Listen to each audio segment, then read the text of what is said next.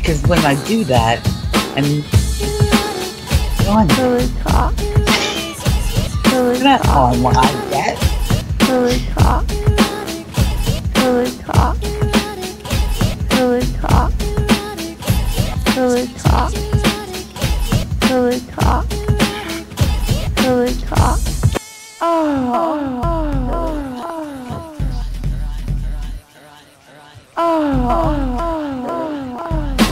And now, welcome, ladies and gentlemen, to the newest, sexiest podcast on YouTube, Pillow Talk with Erotic Kitty.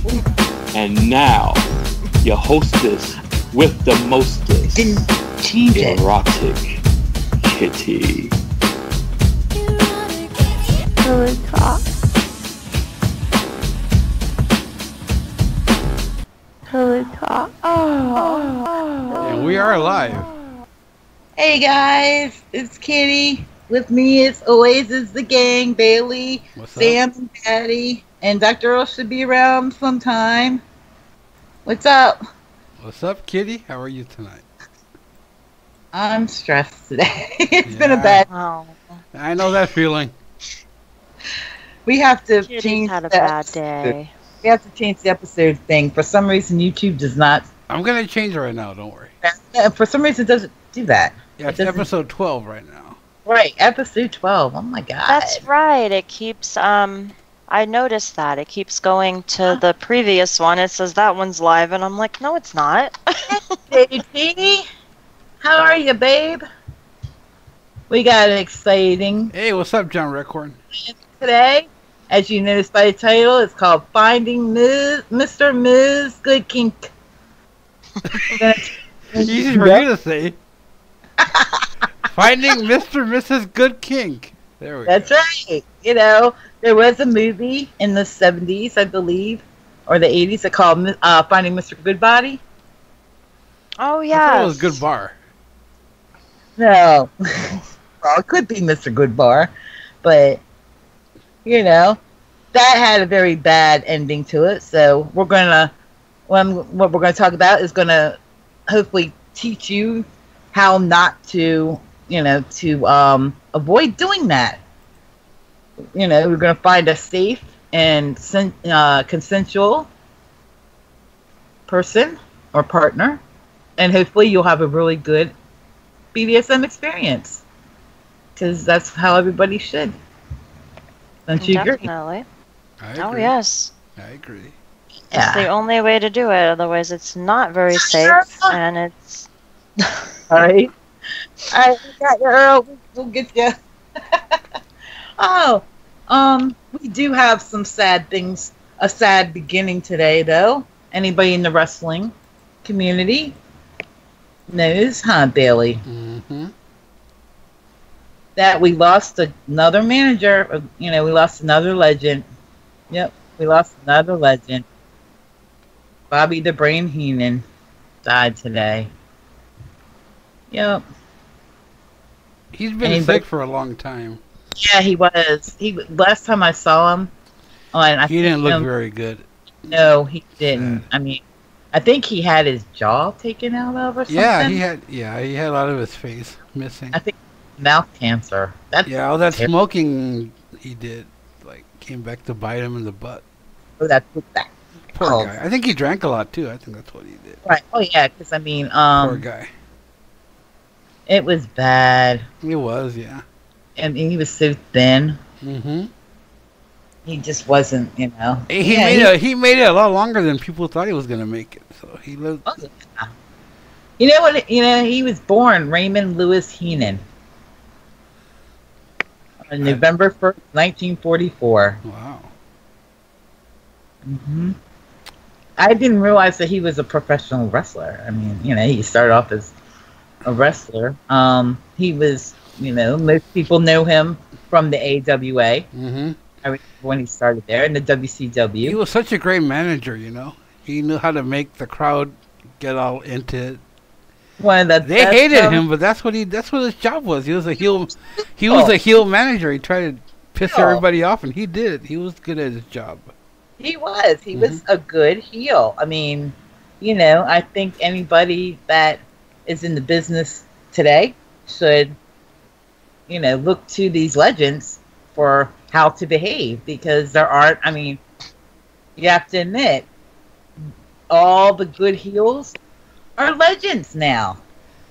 Yeah, I mean, we keep on losing them all the time. Lou Albano, Mr. Fuji. Yeah. You know, it's funny. All this Heel. and Jake the Snake and Scott Hall are still alive. Can you believe that? Yep. After everything they put their body through, they're still alive, and that's crazy. I mean, it's rough, being out on the road like that. But yeah, he was. I remember when he used to do commentary with Gorilla Monsoon. Yeah. He was very good. He was inducted into the Hall of Fame in 2004 by Blackjack Lanza. If you don't know, I mean, it was one of his wrestlers. Yeah. I mean, he was, I remember he would, like I said, he would probably play a goon, or he would call him Pencil Neck Geek. I used to love when you say Pencil Neck Geek. Where he got that from?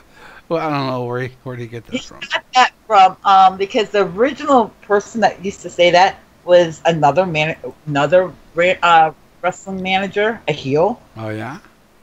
Mm-hmm. The Wizard. The Grand Wizard, the Great Wizard, I believe that's what they call him. He would wear a little turban, and he would he reminded me of the genie. But the Wizard would say, "You pencil neck geek." Yeah, I remember that. Oh my god, yeah, that's right. Like Freddie Blassie made that phrase famous too. Mm-hmm. And I mean, another one we've lost. I mean, yeah, all the ones that I grew up watching, we're losing now. Yeah. Rest in peace, Bobby. We'll miss you. Yeah, rest in peace, Bobby. You're up there in heaven being the best manager. All I can say is that, if there is a wrestling heaven, can you imagine what it would be like? I can only imagine what's happening right now. I mean, you have the Ultimate Warrior. You have Andre the Giant in there, You have Roddy Piper in there, Yeah.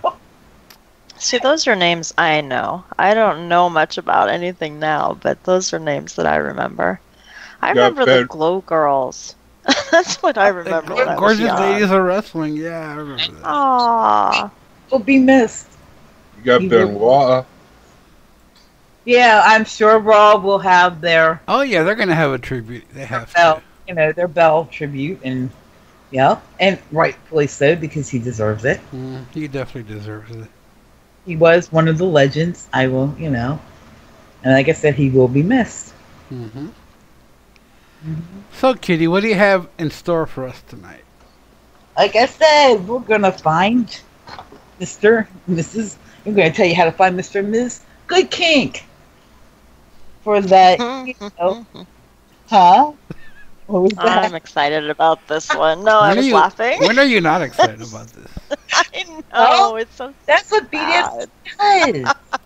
It gets, All of this is like so new to me and Sam. We're like two kids in a candy store. Like, oh wow, I didn't know that.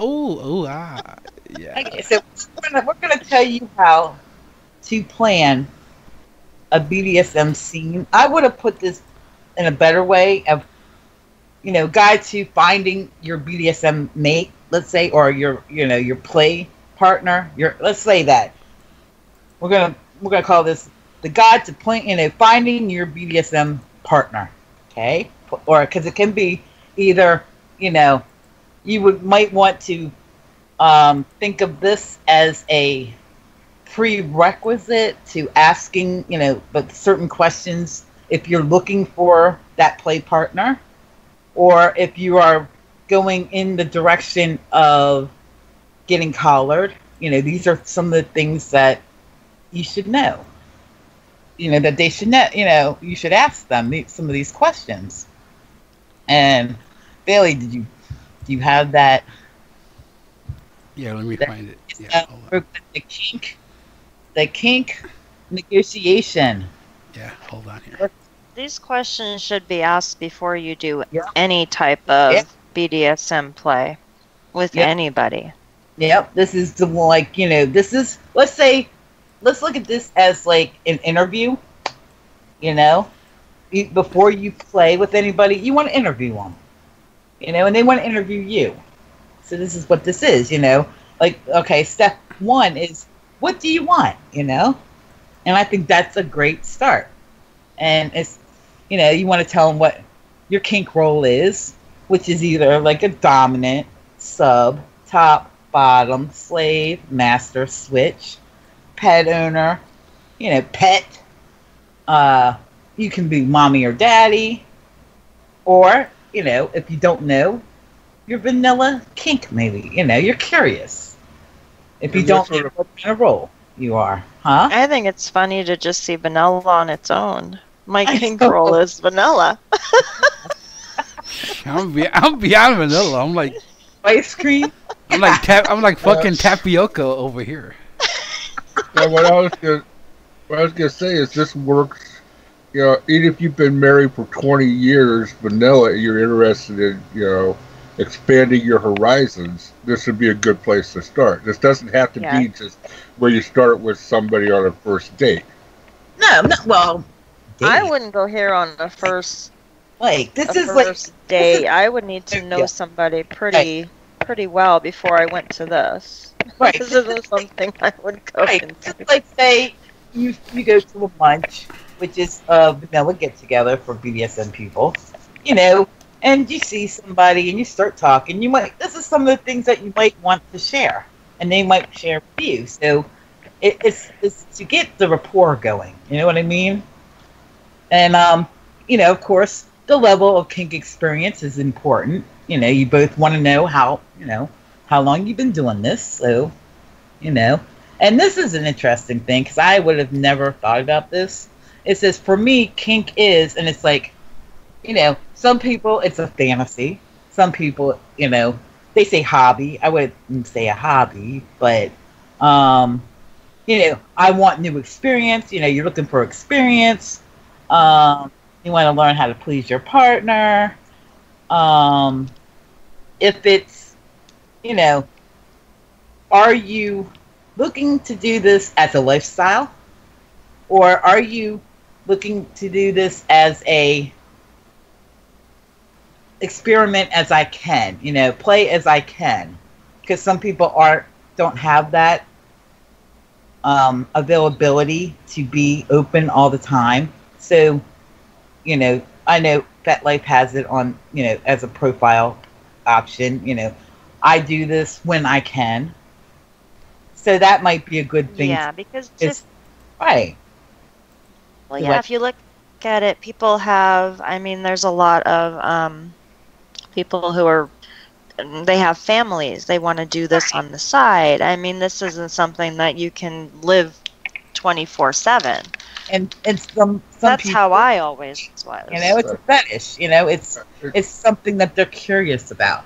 You know, you do want to tell people you know, how you look at kink, because it does tell them a lot of, you know, about whether, you know, okay, I'm going to invest some time in this, you know, because that way you won't waste your time and they won't waste their time, you know.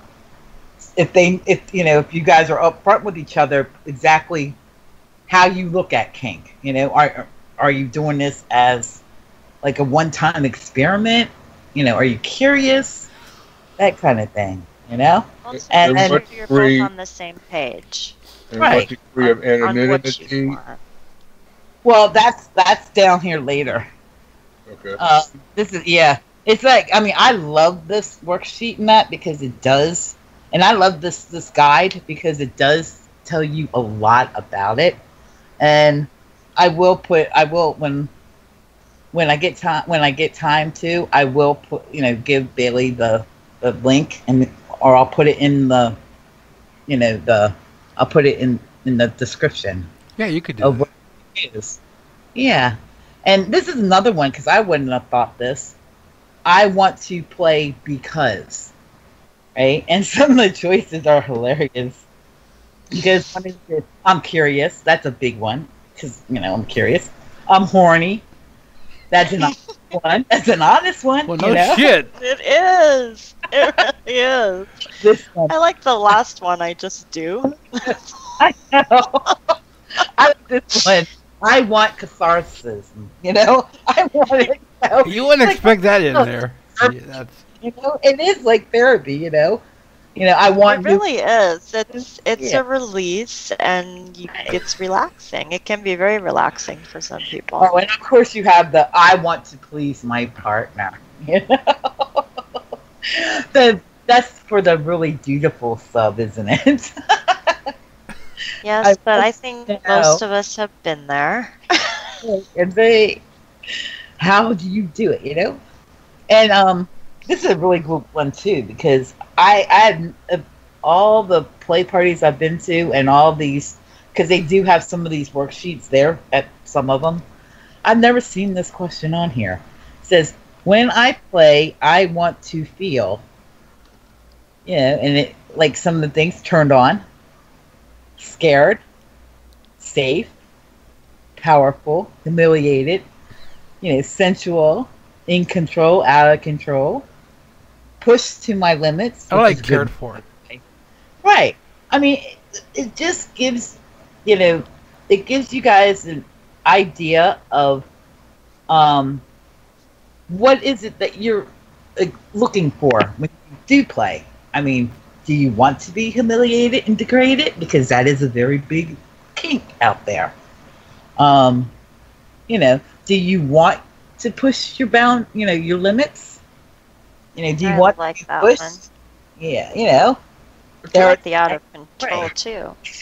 Okay, now this form, is this just something between two people, or is this something that somebody's going to plug in a computer and say, this person matches your desires and kinks? It does say that this is no means, like a Bible, but it is something that, if you were going to meet somebody at a public place, by the way. Right. Speeding, always meet at a, someplace to have coffee. You might want. Don't meet somewhere private. No. Don't meet someone at their home if you're just meeting them for the first time. Right. Don't meet somebody at a hotel room. Hey, Chad. Hey, Chad. He's been here for a little while, Kitty. Well, no, did you think what is sad? That's why you guys have to tell me there's somebody in here, in the room, because when I'm doing this, it takes up my whole screen. Oh, so does it? Yeah, I don't see the chat. You don't have to have it full. You don't have to have it full screen, do you? Well, yeah, because I have to read it. Oh, you're reading it. Yeah. That's right. Right, and I have like the I have the other stuff in the background of it too. Yeah. And this will tell you, you might want to, Daddy, to answer your question, by the way. If you want to, you may, want to like print something out, print this out real quick, or even if like if you're really organized, you might want to like email it to them and say, hey, just and then ask them to bring it so you guys can compare your answers and to see if you, it does tell a lot about you know what I mean, to see if you are compatible. And you can always add more into there if you're this is like a little guideline of where to start. This is a great starting point. It really is. Perfect. Some of the things I wouldn't have thought of. I wouldn't have thought of how I want to feel. Would you? No. Most of these questions I wouldn't have asked. You can like what John said. Back and forth, and if you're like totally not compatible, you don't even have to meet for coffee. You can just call it right there that, hope you find what you're looking for, but I'm not it. You have a good day. No, but you're right, John Redcorn. I wouldn't want my partner to be scared. Not. It's got to be consensual. Between both of them. Okay. Oh no, that's what that means is some people want to feel scared when they're in the middle of a scene. Yeah, That's a kink. Right. There are a lot of kinky people that like that. Well, the best way I can It's a describe it kink. is It's like a roller coaster. right. You know? Yes, the adrenaline. Right. Right. Sorry, Kitty, go ahead. It's not scared. I wouldn't call it fear. It's just some people. I like it. I don't like not. I don't mind not knowing what's going to happen next. It's that anticipation. I'm not afraid per se, but it's that good scared. That's how it is in life. You never know what's going to happen 1 minute to the next, one day to the next. Basically. Right. Mm-hmm. 1 minute you're here, next minute poof. Especially if you're blindfolded. You have the blindfold on. And I was just thinking the same thing. If you're blindfolded, let's say you have your ears, you can't hear. Let's say you're blindfolded and it's quiet and you don't know what's coming next. Right. Or you're on your knees and you especially if you sense there's somebody there, Kitty Earl wants it now. All right, wait a minute. Let me get on the. So that makes so much sense though, because if you're sitting there and the suspense gets to you and it just builds, and especially if they come up and brush against you or brush something against you, a tool or a. Right. And you don't know what's coming. Like you said, John, it's not for it's not. You're right though. It's not for everybody. Not everybody would be into that. But how do you know unless you try, though? You know what I'm saying? You never know unless you try. Right? You gotta be like Mikey sometimes. You know what I mean? You can't say you don't like it. I like that. Right. Mikey likes it. Adam, what's up, man? About it. Who? Kitty, we got Adam in the room. Adam! Yeah, I know. We started the show kind of late again. My bad. I'm sorry. I tried. I really did. You can ask these guys. She really did. She really did try. It was my fault. Really hard. I do try. I swear to God. We'll just have to. We'll eventually do Pillow Talk at 5, probably 2 hours earlier, 5 o'clock Pacific, which will be better, I think. Yeah, well, you guys, Hey. It's all about. I gotta make sure. Pacific? Yeah. I'll be coming on late. That's all right. So depending on who's playing that day. Or 6 o'clock. I don't know. I'm not. For me, that's not too bad because there. Yeah, you're later. Yeah. Earl, I just added you. Mm-hmm. Hey guys. What's up, Earl? Hey there. How you doing? What's up, guys? We were wondering where you were earlier. You weren't on home. You weren't on the call earlier. Yeah, we were wondering where you were. Well, because that. Well, the Skype when on my cell phone, the Skype when I get a message from Skype, it makes this little beep sound, and basically, so I can't really hear it when you're either working or driving or now all that bullshit. Basically, that's pretty much how it is. I'm kind of surprised we started a little bit early, but it's all good. Early? We started really late. All right. Yeah. We're talking. Yeah, go ahead. We're talking about how to find Mr. and Ms. Good Kink for a part. Yep. Oh yeah. Plus, I had to make me a little tribute video, which is uploading right now to Bobby the Brain. Yeah. Yes. Him. Yep. Yeah. We got to pay a tribute homage to him later on tonight. Yeah, we did. We did that already in the beginning.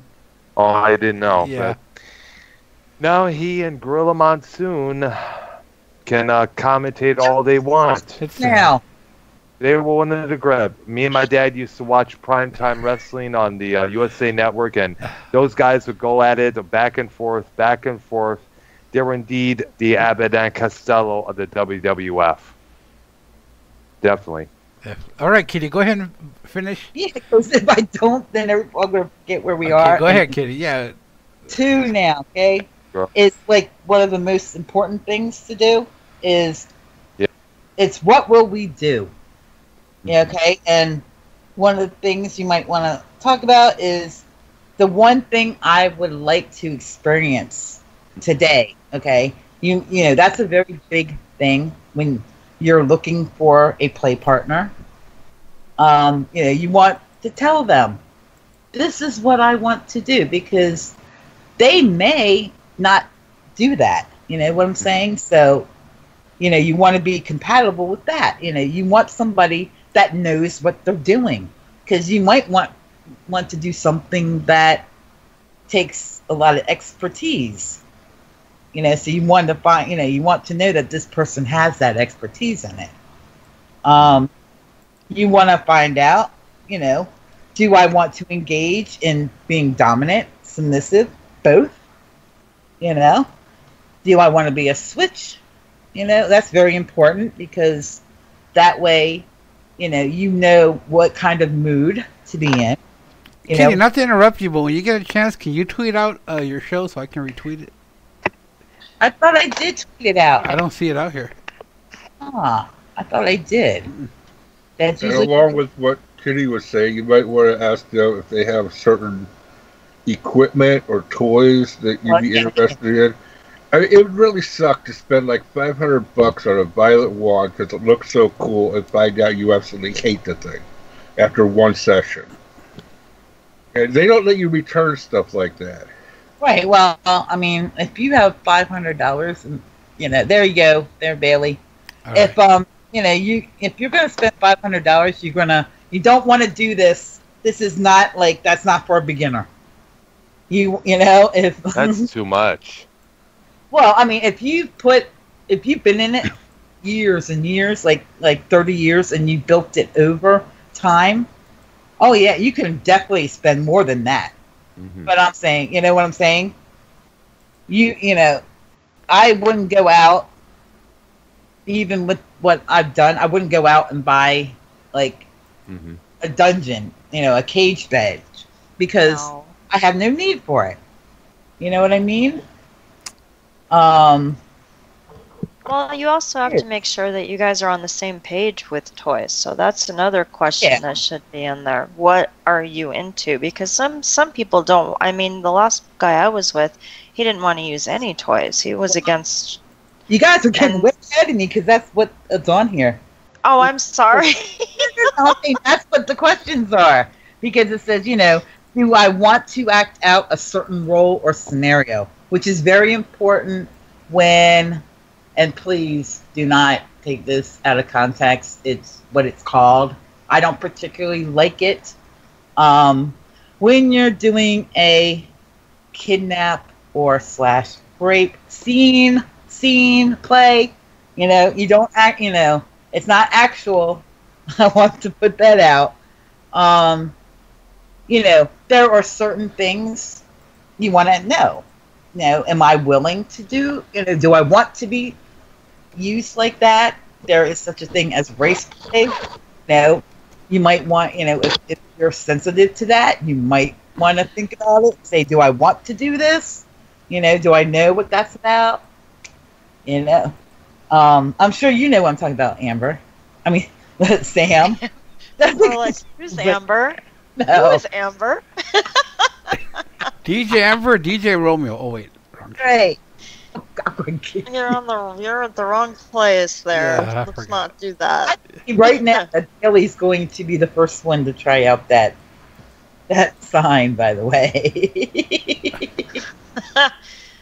I'm waiting for the sign. Oh, I can't put it up, but I can send it to him if he starts.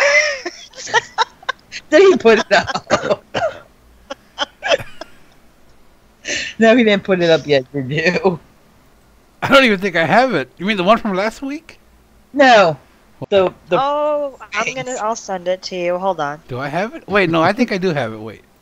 I think I sent it in the group thing. It wasn't the No, dog. yeah, I have it. You mean Yep. this one? Hold on, let me show you this one. Because it is, you know, that is an important thing to do, is to know if what you're on the, you're both on the same page as what kind of scene you want to do. You mean this one? Oh yeah. Because there's nothing worse than doing a scene and, yes, that's it. The top is on one page and the bottom's on another page, and it doesn't side. You know what I mean? And then you can't do that. It ruins a good scene. Yep, that one. And make like sure that. you're on the same page as to whether this is a one-time thing or not.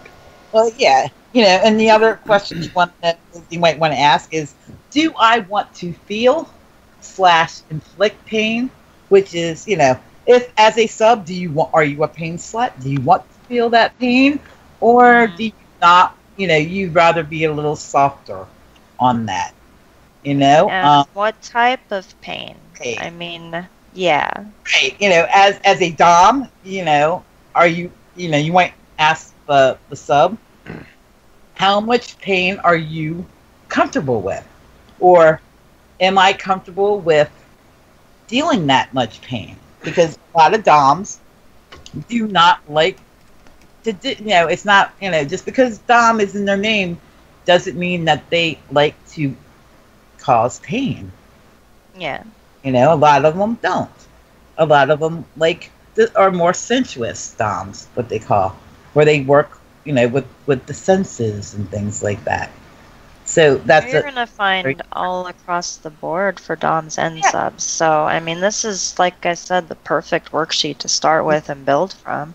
And it says, do I want to engage in bondage? That's a very big one, because bondage doesn't, you have to know what you're doing. So, if the sub, you might, am I comfortable being tied up? Because being tied up is not comfortable. After a while it does become a little painful. What's the matter, Bailey? Oh, I fucked up on the tweet here. And I'm like, what was that? you have to, am I able to do, am I equipped with, am I able to do the bondage? Do I know what to look for? Do I know how to make it safe? That, that's a very good thing. Am I willing to? And the sub needs to do the same thing, though. I mean, they need to know what's safe and what's not safe. And so, I mean, there's a lot to go into this. Here comes your favorite one. Do I want to use toys or have toys used? If so, which ones? Because that's very important. Because very important. Right. Some people like what I call fuddy, which would be like a paddle or a cane. They like that thud. And other people like what I call stingy, which is like a single tail, split tail, or a whip. It's not like a bull whip, but it is a piece of leather that's split, and it does deliver quite a sting. Or, they might use, like I said, the wickets, the wicket sticks, which are the graphite. Anything that causes a sting, like I know doms that use fly swatters, and let me tell you, when you get hit with them on the leg, it does sting. Yes, I mean, there's been wooden spoons I've had. I mean, there's things that you can use that don't even need to be right. Like professional toys. You don't need a flogger. You don't need a cane. You can use things that you have in your house. Ping pong paddles are great. Oh, I didn't think about that one. I would just use my bare hands. Oh, that's a good thing. That's always nice. But it is good. To get that out. I mean, it's like this is like a contract. This is like, okay, are we going to use? And it's like an agreement. Are we going to use toys? What toys are you comfortable with? Here's a big one, and it's probably one of the most important things here. Do I want to have sexual contact? That is a really important one. because it's not. I mean, you don't know how many people I've seen in the rooms or just talking with that automatically think when you say BDSM, they all think, oh, oh, that means to be like you whip her, you beat her ass and then you can fuck her, right? No. Yeah, we've seen that a couple of times. Bondage, sex during bondage. See it on Pornhub, YouPorn, or X-Hamster, or that kind of stuff. BDSM does not equal sex, guys. No. That has to be negotiated. That needs to be consensual, right. Or that's going to be a lawsuit. Very easily. Ask her, or him. And if we are going to have sexual contact, what kind? Another good thing. I mean, is it going to be oral sex?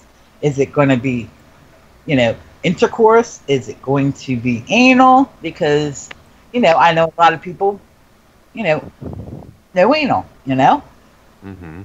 And, and it is, and another thing, and it does go in to this at the bottom, but with that is, if you are going to have sexual contact, what kind of protection are we going to use? Are we going to use, if you have a female partner, are you going to use a dental dam to do oral sex on her? Are you going to use condoms? Are you going to use spermicides, the pill? You know what I mean? This is all kind of things that are important to know. A lot of people I know are probably thinking, my God, you don't, this is the stuff that they don't talk about when you see the girl moon and stuff like that, Another one. A lot of these questions they would not have popped into my head to ask before. Before we get off that one, it also is important to know, is it just going to be the two of you, or is the girl just going to get tied up and, free for all, or what? Oh my God. It's important to know these things.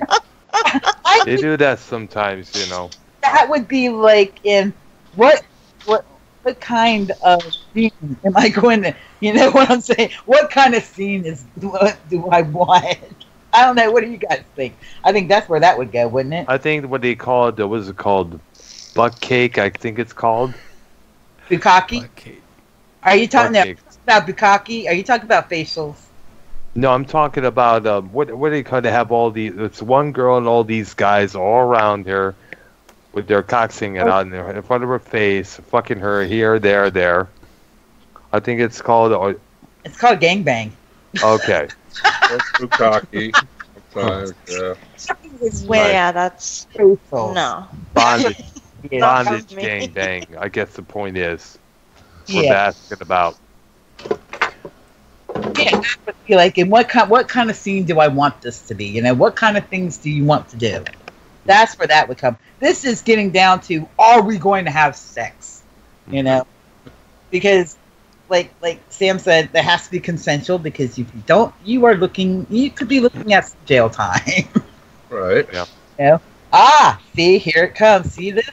Is it okay if I get or give marks? Because that is a big question. That's like, after, are we going to have sex? Am I going to have marks? And if so, where am I going to have marks?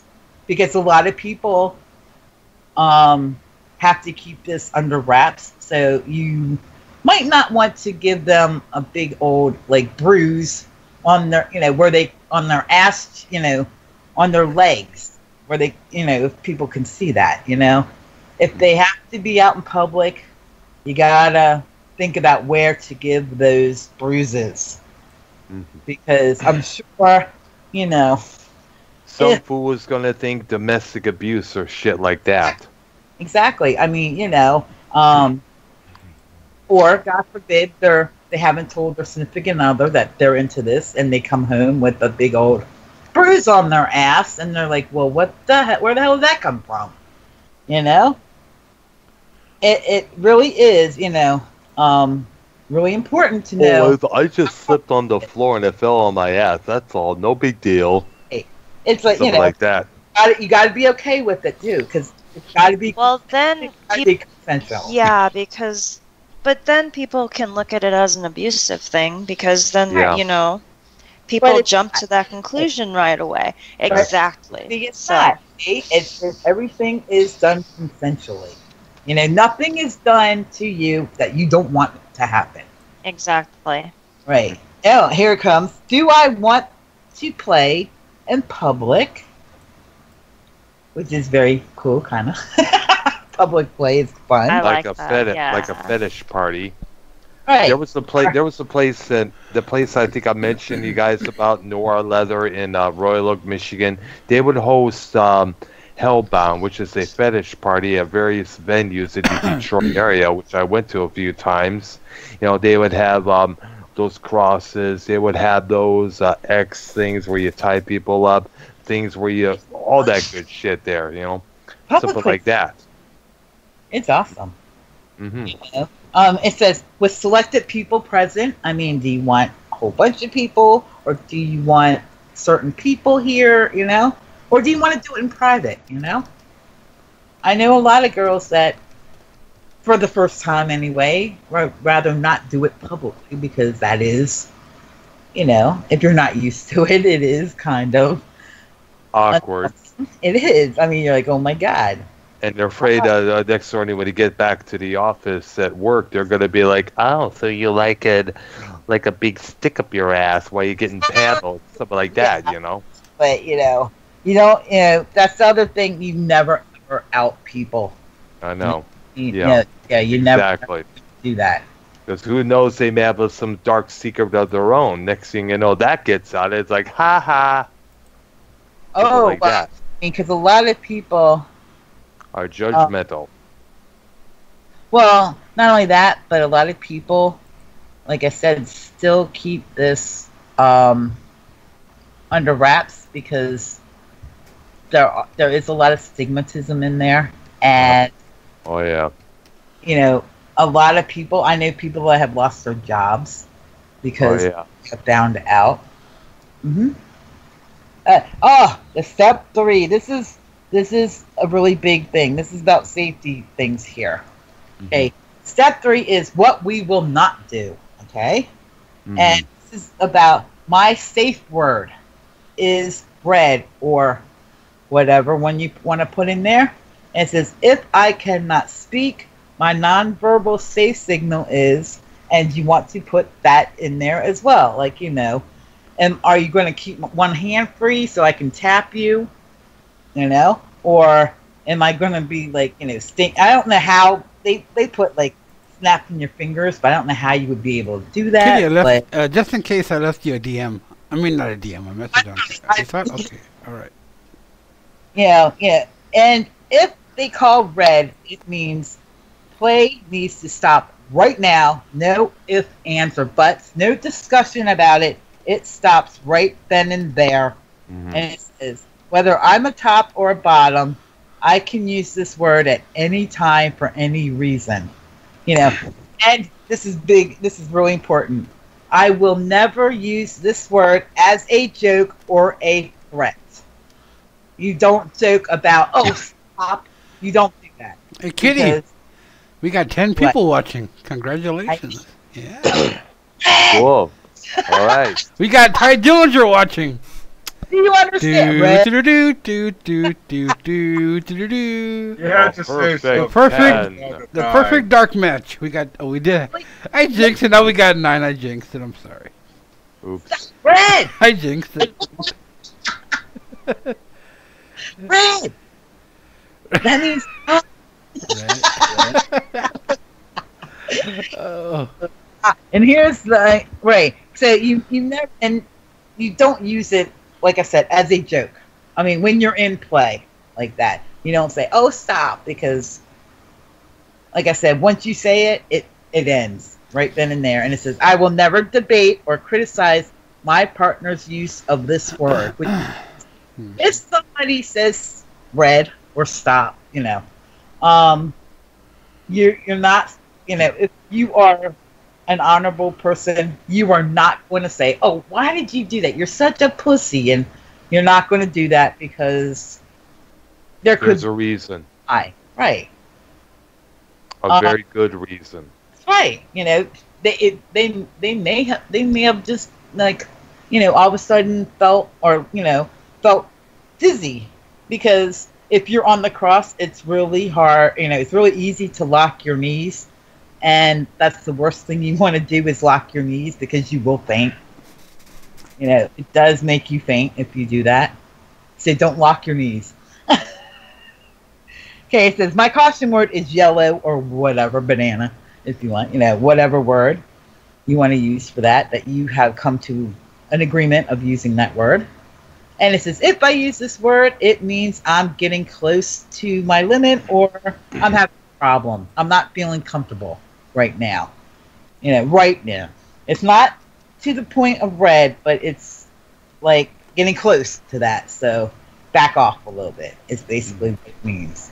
Says, you know, play needs to pause right now until we both understand, and that's when you want to address the problem. If they say yellow, then, you know, you want to stop and, you know, tie her and say, what's the problem? You know, what can I do to make it more comfortable for you? You know, because it may be just as simple as something as her arms bent the wrong way. You know, you want, you know, and that's a really easy fix. If she says yellow and she goes, oh, my arm is bent, you know, just, you know, that way you can move it around and make it comfortable. And then you'll both have a great, you know, it's better for play for both of you. Here's another one that's really important to do before you play. It's my relevant health concerns are, which means it could be anything from, they may have an STD. Especially, I know a couple years back that the venereal warts was a big thing that was, and the herpes was going around. Oh, yeah, I remember that. Yeah, that is something you know, you do want to say, hey, you know, just letting you know, I have this, you know, I do use protection, you know, or I have diabetes, so be careful of how you hit me in the kidneys. I may have, you know, you may have a clotting disorder, which you really have to be careful with. That way, you know, you don't cause any bruising, because that's not good for anybody that has a clotting disease. You may have implants. Yes, you have to be careful that you don't pop an implant, because I do know personally of somebody that's happened to. It is not a thing. You know, you want to be careful of how tight you tie those puppies and how hard you hit them, because if they are fake, they can, you know, it's just like a balloon, guys, you know. Burst and all that stuff will go everywhere. Yep, I mean, it's just saline, you know, it's just everywhere. Fuck. And then you have saline, some are silicone. Well, I mean, no, I'm most of the Silicon time, Valley. they use saline now, because silicone causes cancer. It really, and not only does it cause cancer, but it really, there is a relationship between silicone and what do they call it? Is it silicon or silicone? Silicone, yeah. I say cone. I don't say con. I say silicone, you know. It depends on who you ask. Right, it's Is all. it aluminum or aluminium? Oh my god! It's all. Either way, I prefer them to be real. Right, I mean, you know, They're a lot more playful when they're real. yeah, I mean, you know, it does cause like constant fatigue syndrome. You know, there's a lot of things about that, you know, things like that.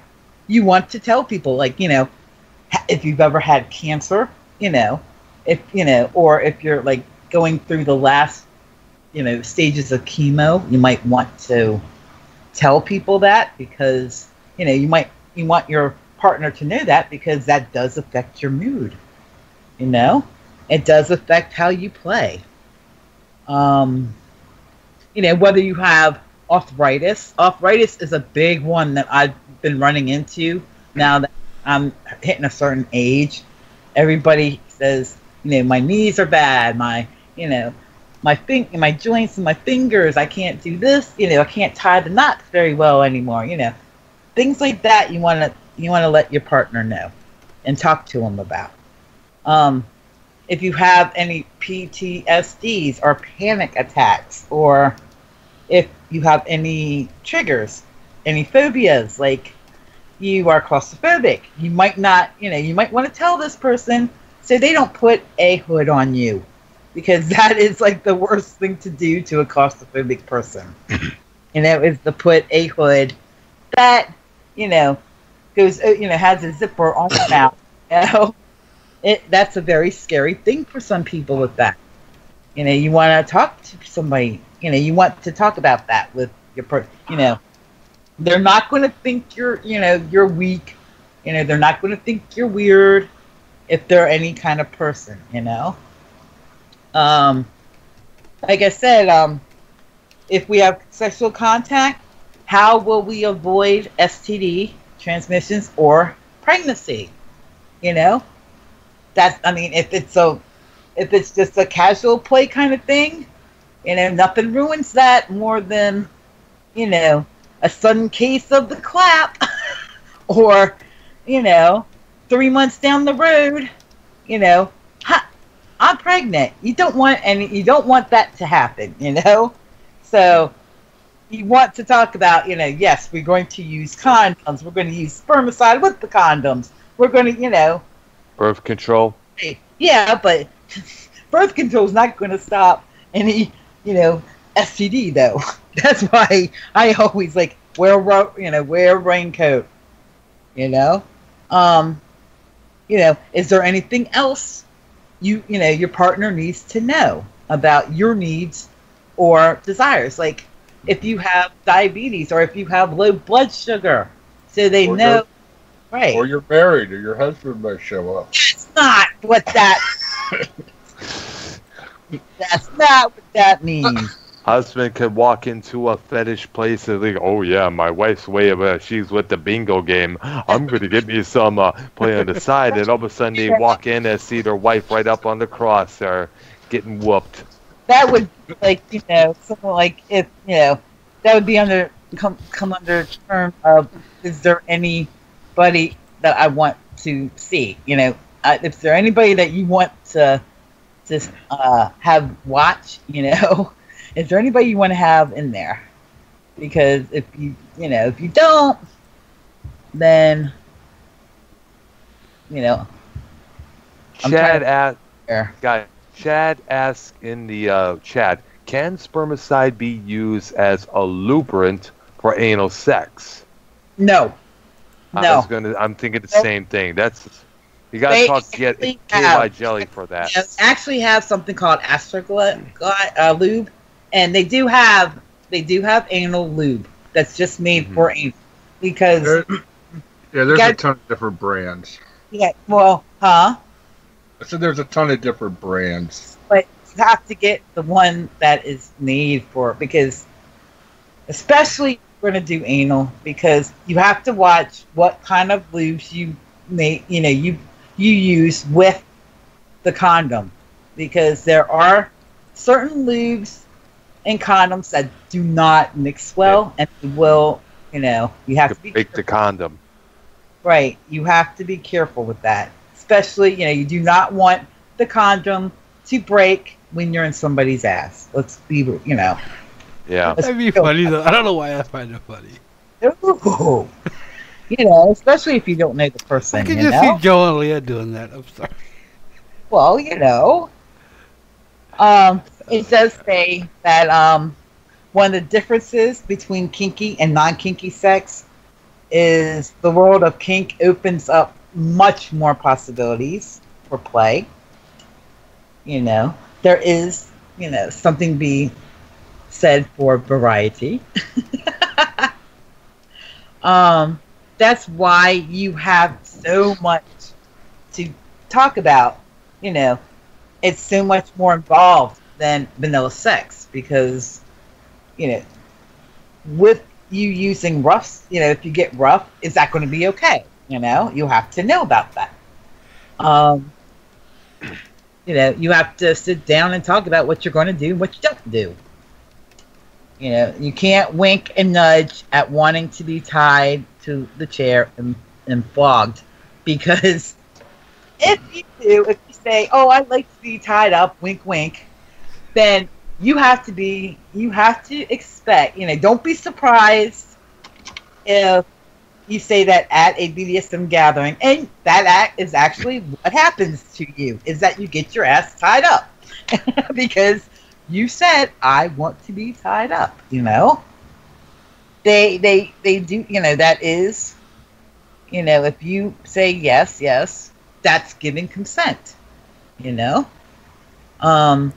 Says many new people to BDSM have trouble planning it. And, planning what they want to do together. Yeah. So that, planning a scene is a very individual thing. Okay, nobody can tell you what to do. This is just guidance. Oh, yeah. At the end of the day, it's what you want your experience to be. If you want to set up a scene where you have candles, and we are going to talk about wax play tonight. Kitty, are you done with the list, or is that Yeah, that's everything on the list. I just had a comment on the list. This can change over time. Right. You can exchange this, and then you meet up, and somebody wants to do something. You say, "I forgot. I didn't even know you could do that. That's yuck. No, I don't want to do that." Yeah, you know what's on your list. Yes. It's. I would keep a copy of the original, just so, if you meet somebody new. But I mean, it can be changed. It's going to be an evolving thing. Right. I mean, it's you can't blanket it. You know what I'm saying? It's not a one shot deal. It's not one size fits all. Say that. It's everybody's different, and that's what you have to keep in mind. Every time you do a scene with somebody different, you can't spank, you can't just haul off and hit somebody when you're spanking them and say, "Well, the last sub I had liked it this hard," because everybody's pain level is different. Everybody's feelings emotionally about it are different. Some people like being spanked, some people don't. Some people absolutely hate it. So you don't want to do that.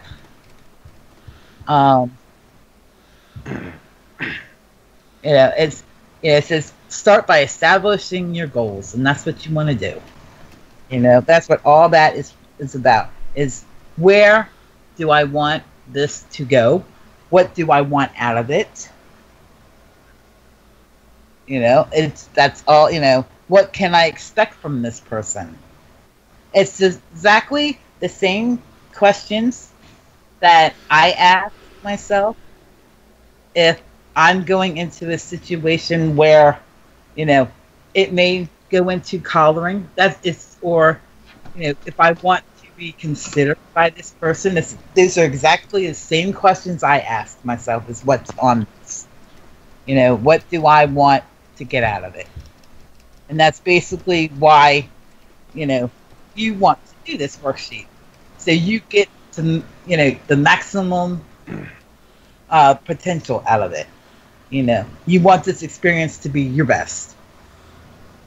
And it does give you a feel for what is acceptable to you and what's acceptable to somebody else. Yeah, I agree, Kitty. Right. I mean, you might like okay, Bailey, you may like your balls cupped, but then Daddy may not. You know what I mean? That's what that is about. You may like your balls cupped and padded and stuff. Daddy may not. That's what you have to think about.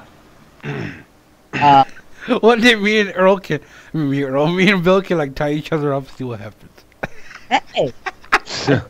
I'll pass. I'm just joking, Bill. Jeez, as long as it's consensual, as long as you both consent to it. We're both too We're both too big into women to try that. Yeah, I know. I mean, there are some girls that, you know, to be touched in, you know, to be fingered or to be fisted is okay. I wonder if Giselle has ever tied up Tom Brady. I'll tie you up, Bailey, just to eliminate some of the competition. That was a good one. Then there are some that. Well, we can practice on JD. Not bad. Oh, JD. I thought serious. Bad. Oh, JD. No. Sorry, Kitty, I had to do that. Oh, you know that. Kitty, that was a good one. You got to give Earl credit for that. That was a good one. Kitty, come on. Oh, dear. No, I am not getting involved in it. No. All right. Back on topic, Kitty. That is like a limit there. No bashing anybody. Okay, I'll bash him on Twitter later. Don't worry. No, I'm serious, Bailey. I already made my memes to him. I'm done with that. Disappointing. Although I got one more to make. I'm making a music video of him and Joel. So yeah. Sorry, Kitty. No. I heard they talked last night. This, you know, it's also time to talk about limits. Okay. Yeah. Okay. Speaking of limits and things you do not want to do in a particular scene. Yeah. And it says, please take this step very seriously because it makes all the difference in the world. And a great scene, or it could be the worst experience of your life. You know, all communication is a big thing. Oh, you gotta have communication. Because it says you need to think about what scares you because your partner's not a mind reader. You have to communicate things like that to people because they don't know if it bothers you if you don't tell them. Right. You know? And limits are not necessarily static. You know, you might have a limit, and then after you trust somebody, your relationship grows. You trust somebody, it's not a limit. Well, I'm not going to mention the other type because Kitty hard just limit. kicked The me. hard limit. You have hard limits where it's absolutely no way. It's not right. negotiable. Right? Don't Right. even go there. That's what. Exactly. Right, and then you have your soft limits where, you know, you can work up to it. Yeah, and you know, they may be comfortable with going outside that limit. But that's still, you know, if they have hard limits, take them seriously. Don't try to change them. Right? Like it says, some of the common ones are blood. I know that's a big one anymore. You know, nobody wants to deal with blood. I understand. You know. Let me ask you, Kitty. Did you ever do that bleeding a lot? I've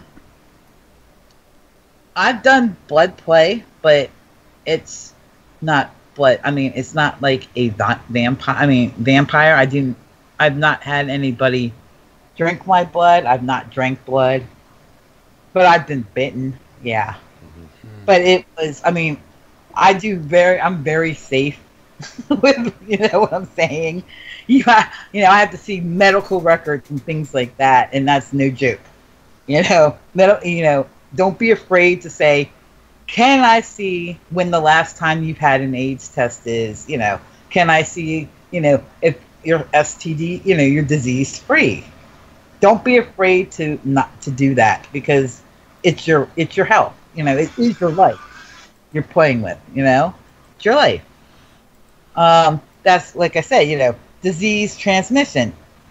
Okay, I don't know if you've ever heard of, but in the gay community especially, there is parties or play that's called gift parties. Back when AIDS was first coming around, there were things, you know, it's called the gift. If a person that was positive, they had the gift. And you did have these the negative people that would attend bareback parties or gift parties because they would call them the bug because they want to get the gift. So, I just wanted to add a point before we move too far off of the thing about the medical records. it should be blatantly obvious, but if you ask for somebody, you should be prepared to provide your own. Right. Right. I mean, you know, I that was a given to me. You know what I mean? Well, I don't trust it on given. Sometimes you just gotta actually say stuff, you know. Right. I mean, you know, if you're not into, and I hate using these words, piss or shit, scat, or golden showers, you may, you know, you want to tell them that's a limit. How can anybody like that? I know it's not for me. No, anything like involving those two, forget it. Well, I mean, there are a lot of people that do. Trust me, you know, feeling exposed or claustrophobic, that's a limit. I have a particular. I do not like this one. About there is a play where it's called people are into humiliation and feeling worthless. You know, they are made. I would think with you, Kitty, you would never want to do that. No, I can't. I don't want it done to me, and I can't do it to anybody else. You know, I can't. The online on Merc, that is a fairly popular kink. Right. And that's why when people say it's only words, because I know what only words can do. You know, there is a section of people that like to do this. You know, that don't mind being called pigs and everything else. To me, I don't like it, but, you know, feeling unsafe or being afraid of your partner, maybe, you know, even in a play context, you know, I don't know why anybody would want to, but there is that out there. Some people have limits on, you cannot mark me anywhere. You know, you cannot give me a hickey. You cannot, you know, leave bruises or anything like that. I have ran across this one quite a few times. Pain, you know, I'm a pain slut. I don't mind having bruises. I don't mind pain, but I do put a limit on if you want to do damaging pain or maim me. You know what I mean? You know, just because I like pain doesn't mean I'm going to let you put a bottle up my ass. You know what I mean? That's a limit there. Any triggers that cause you to, like, you know, if you've been abused or anything like that, you might put a limit on that. It says think about what you don't want to feel and what you want to feel, and explain it to your partner in as much detail, because it's you know, there's nothing worse than being in a scene and have somebody say, well, you know, call stop, and they're like, well, I didn't know. You know, I didn't know it was a limit. Remember I asked you before, Kitty? I wonder how many people have died doing that. I wonder if there's like a percentage out there you could find. How many? A lot. You have to remember that because this is a down low. I mean, you know, on the down low. It is, yeah. Yeah, it is. It's an underground activity. I mean, it's becoming more mainstream, but a lot of the play is underground. You won't. A lot of people don't go to the hospital because that means you have to call the police.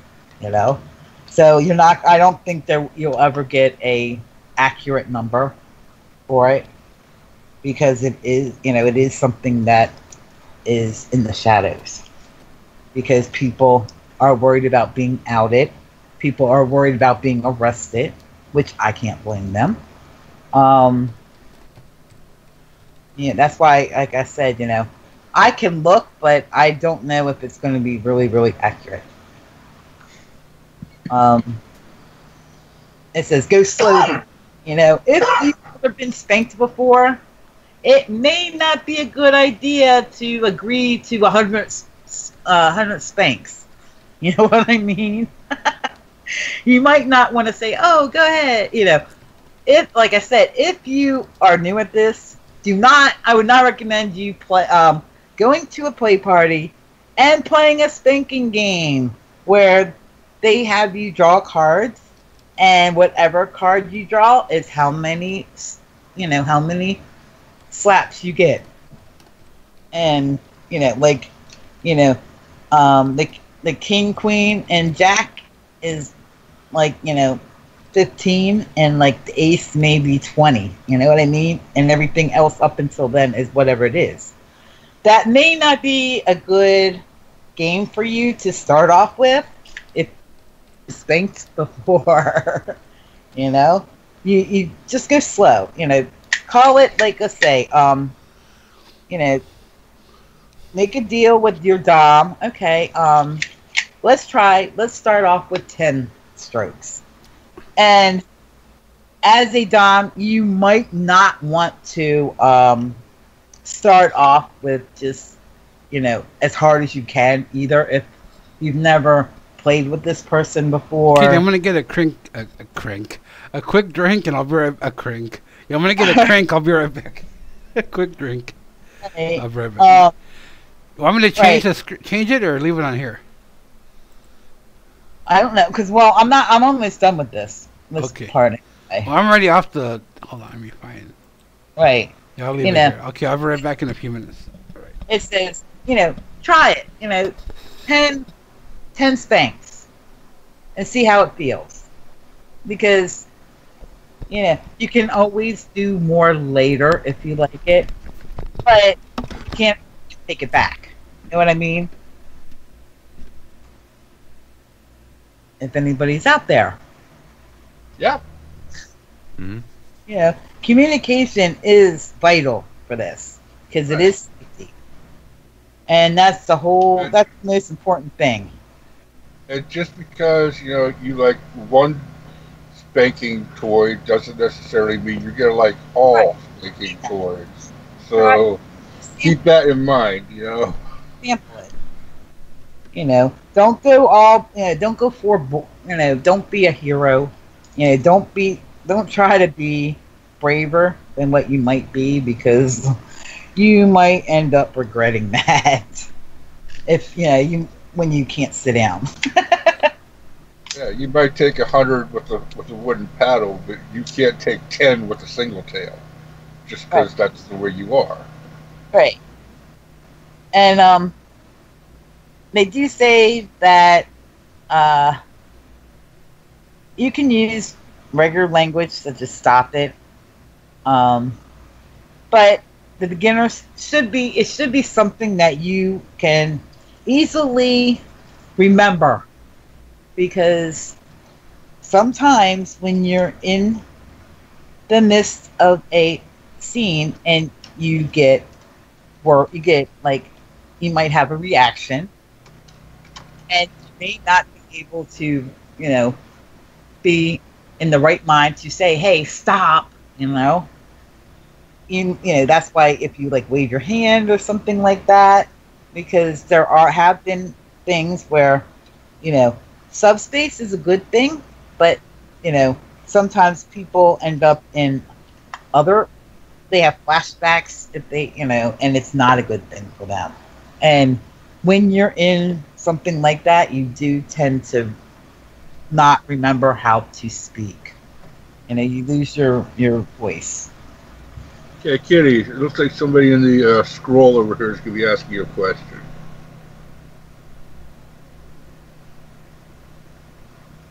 I do.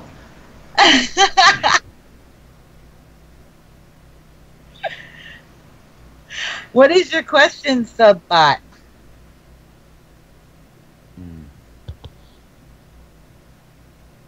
Like I said, when I'm reading these things off, I can't see the chat.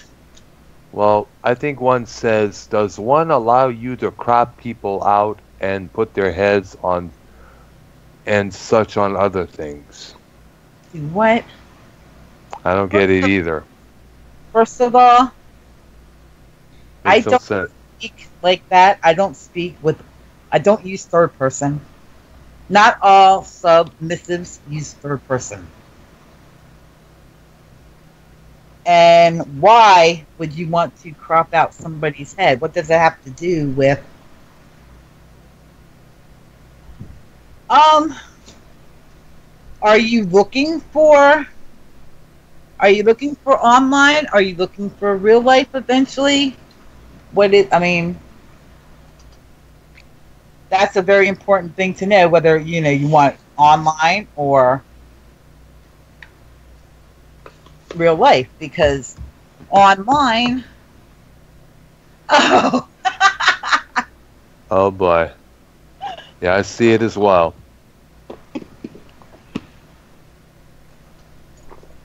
Yeah, nothing like talking about somebody else's stuff during another show, huh? Real classy, guys. FetLife is a pretty good place to start. I mean, I would look at FetLife and look at where your local groups meet. Right. I would definitely. FetLife is an excellent networking area. Yeah, I heard about it a lot of times. Yeah. Yeah, because never heard of it. FetLife is basically Facebook for kinky people. Mm-hmm. Yeah. Right. I use FetLife all the time for that. Not only can you like say, you do, all you have to do, it's free, unless you upgrade it. It's free. You just make a account. You look at, you talk about yourself. You give a little bit of background with what you're looking for. Your area.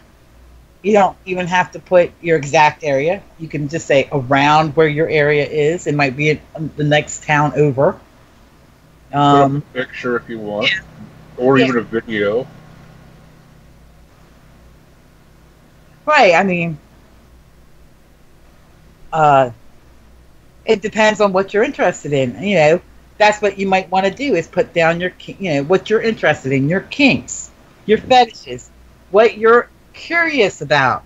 That's what I love about FetLife, is that, it either says what you're into, or, whether you're interested in giving or receiving, or whether you're top or bottom. I mean, are you into it? Are you curious about it? It has these different categories. So anybody that can look at your profile will say, "Oh, okay, I'm interested in," she's interested in, over the knee spankings. But she's interested. She's curious in it. Hey, I like doing it. Whether you want a daddy dom, whether you want, whether you want TPE, total power exchange between a dom and a sub, Looking for a relationship or a casual hookup, either way, or somewhere in between. Yeah, I mean, when I say play partner, it doesn't always have to be like the person that you're collared to or have a relationship to.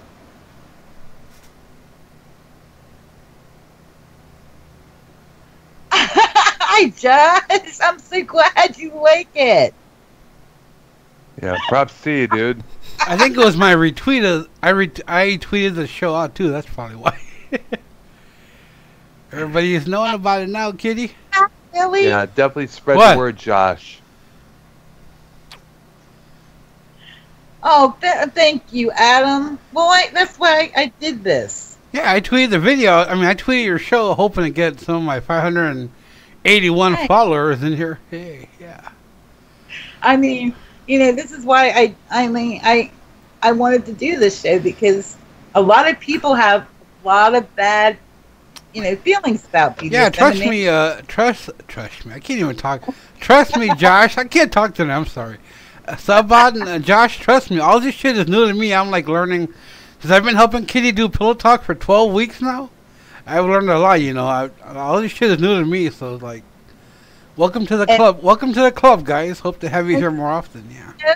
like, you know. And spread the word around to everybody. Yeah, the girl that's talking, that's Erotic Kitty. You'll know her on Twitter. She's real. Everybody talks about her, good or bad. They talk about Kitty because they wanna be like her, but they can't. Oh no, this is definitely in a show all in a class by itself. And she does answer questions too. Trust me, I've asked her many questions and everything. Oh, and the crop question to a subbot. Well, I try to keep some of my secrets what I use, you know. But you know, just type in Mimi Maker on Android or whatever. You'll find a lot of them that you can crop the heads out. And also, Josh, we have a separate show from this called Late Night Bullshit, where it is like Foul Mouse. Yeah, we gotta do that again soon. Show. Yes, definitely. Yeah, this is. If you want, we could do it after this. This is, you know, something that's totally different than any other show you're going to see. Yeah, I'm glad I tweeted it out and we got new people in here. Yeah. I do know that Perverted Podcast is out there. I do know that. That's a good one. But I think I'm the only one that actually has a live. I don't want to say. I have to be careful how I say this. It's a live BDSM talk show. Because I have to be careful I don't say live BDSM show, because people think I'm going to tune in and say, where's the whippings? Where's the whippings? All I see is this Pillow Talk logo. Duh.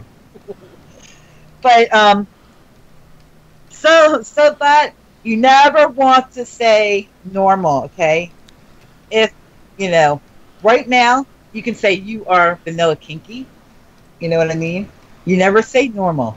You say vanilla kink, kinky, you know. But you keep listening and you definitely will become kinky. Am I right, guys? Am I right? That's true, yeah. Mm-hmm. Look at Bailey. Bailey has no problem now. You know, he's letting his feet fly. Yeah, like I said, when I helped Kitty do the first episode, I'm like, oh, wow, really? I didn't know that. I'm still learning, you know, after 12 episodes. Like I tell you, Subbot and Josh, all this shit is new to me, man. I'm learning here. Oh, Adam. Yeah, I'm going to get you. Oh, no.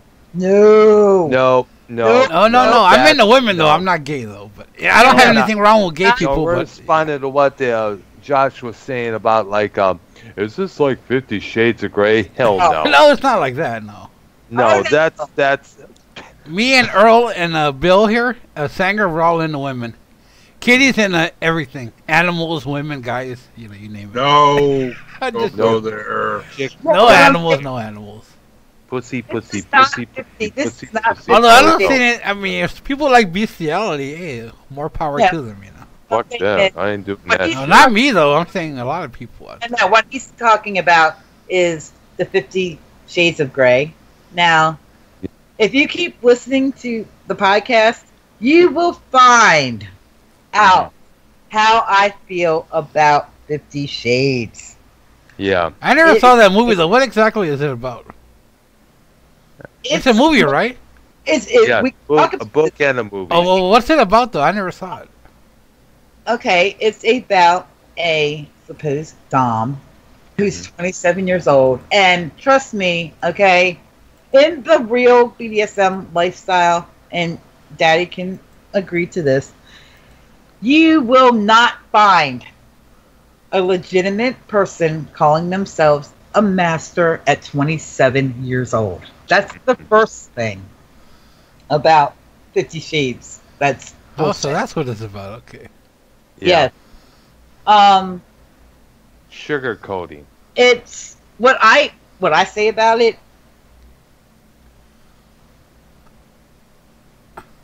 Oh, well, that's okay, because you know why? You know why they say that? I'm the kitty that's on everybody's list. Everybody talks about Kitty. Erotic Kitty here, erotic Kitty there, good and bad. She's getting more popular than Hillary Clinton.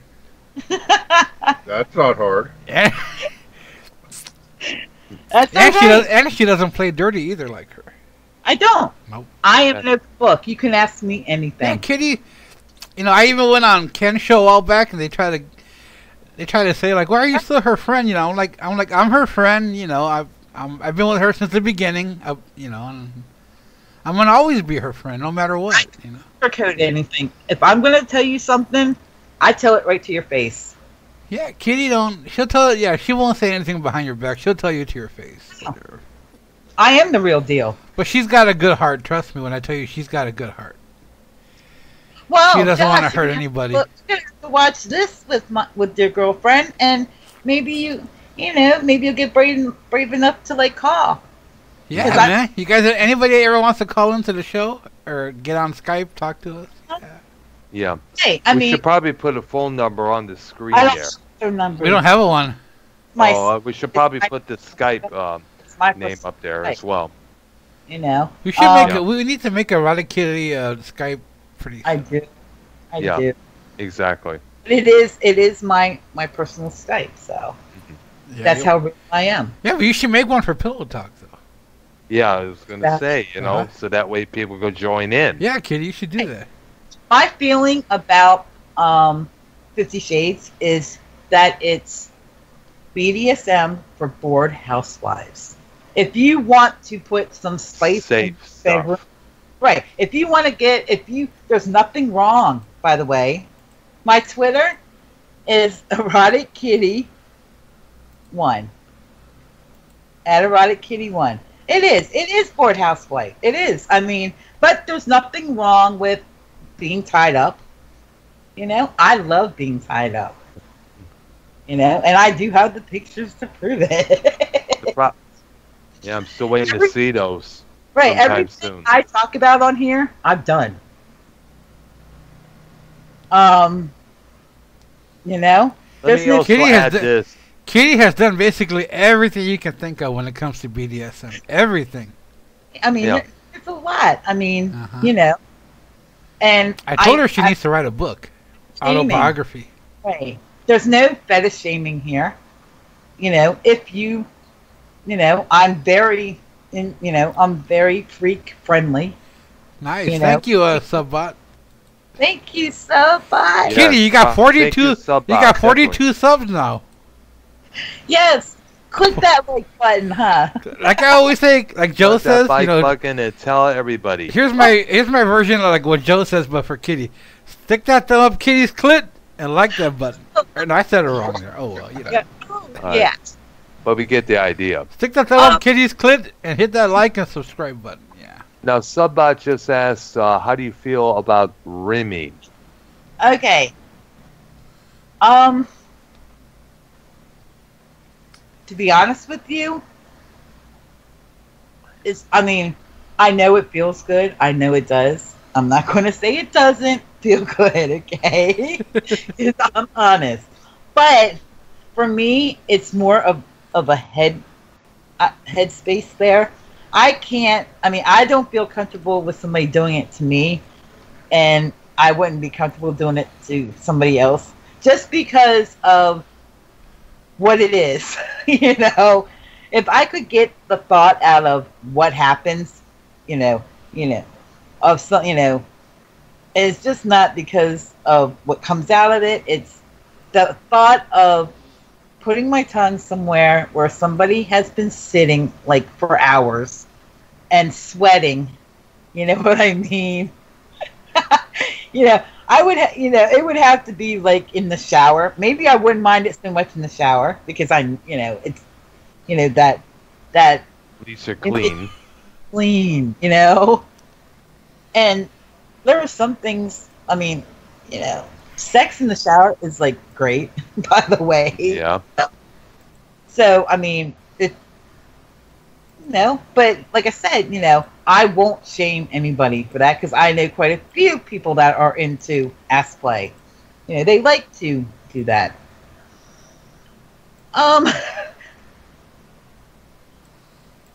If you can find a dental dam that would cover your ass crack and all that, I might. Yeah. If it's powder, if it has like, if it's been powdered and things like that. I personally prefer. I just found this and it reminded me of me and you, Kitty. This is our new logo, me and you. The burrito, huh? The bean burrito, my bean burrito. Right. I mean, it something like that. I have to know the person because think about it. To me, licking somebody's ass that I don't know would be almost like licking a toilet. I hate to be like that, but you know what I mean. I mean, I do know it feels really good when it's done by somebody that you know. But that's just me. I like. I'm very safe. I'm very germ conscious like that. Hey, what happened with Sammy? She's having internet issues, and her door, her lock, and her door got locked out, and they're trying to fix that. So. Oh, shiznick. Oh boy. All kinds of things. Right. Right. You can't. I mean, that's the one thing, Subbot, that I do emphasize. I mean, I will beat it into the ground. You have to be safe. Which means, if you're going to a scene, if you're going to go to a play party, do not get drunk. Do not drink at a play party. I have been to parties where they absolutely serve no alcohol, and then I have been to others that have a bar. Because think about it, not only do you want to have your wits about yourself, that way if somebody's being an asshole, you can get out of that situation, cleanly and not have something happen to you. But do you really want somebody that is pissed drunk, falling down drunk? Do you really want them like paddling you, or you know what I mean? You do not want them doing things like, I would not let anybody fire play with me if they've been drinking, let alone, I only play that kind of stuff with people that I have had done before and that I know their shit. I wouldn't let anybody spank me if they're pissed, falling down drunk, because not only do they act like assholes and forget themselves, and they take advantage of what, they go over the lines. Lines get blurred and boundaries get broke because people don't, think about what alcohol does. And, makes you an asshole sometimes. It's not a safe way to play, is what I'm talking about. Same thing with drugs. You want to play clean. You can't be safe and sane and consensual if you're cloudy. Does that make sense? Mm-hmm. That was my Viagra accepted. Huh? Make an exception for Viagra, of course. No. I don't know, because I don't think I'd want to get pooped all the time with that. You know what I mean? But I mean, that's the whole thing about it, is that this whole thing is about communication. Communication. If you don't want something done, then they should do that, I'm looking at these things where, they can, some of the nonverbals, and I'm thinking, they're saying grunting, snapping fingers, object, or pressing a button to make a noise. I'm thinking, you can't grunt very well if you have a gag in your mouth. And you can't snap your fingers if, your hands are behind your back. You know what I mean? Some of this does not make sense to me with that. So you want to agree upon a nonverbal before you play. Because, you're not going to be able... Because, I have been in a lot of play parties where they do play loud music. You do, and as a dom, or even as a sub, you do have to know when your body's telling you something's not wrong, that you're in distress. Like, I have seen people in sub space that have cried. They shake. You tense. You actually, I've seen people faint.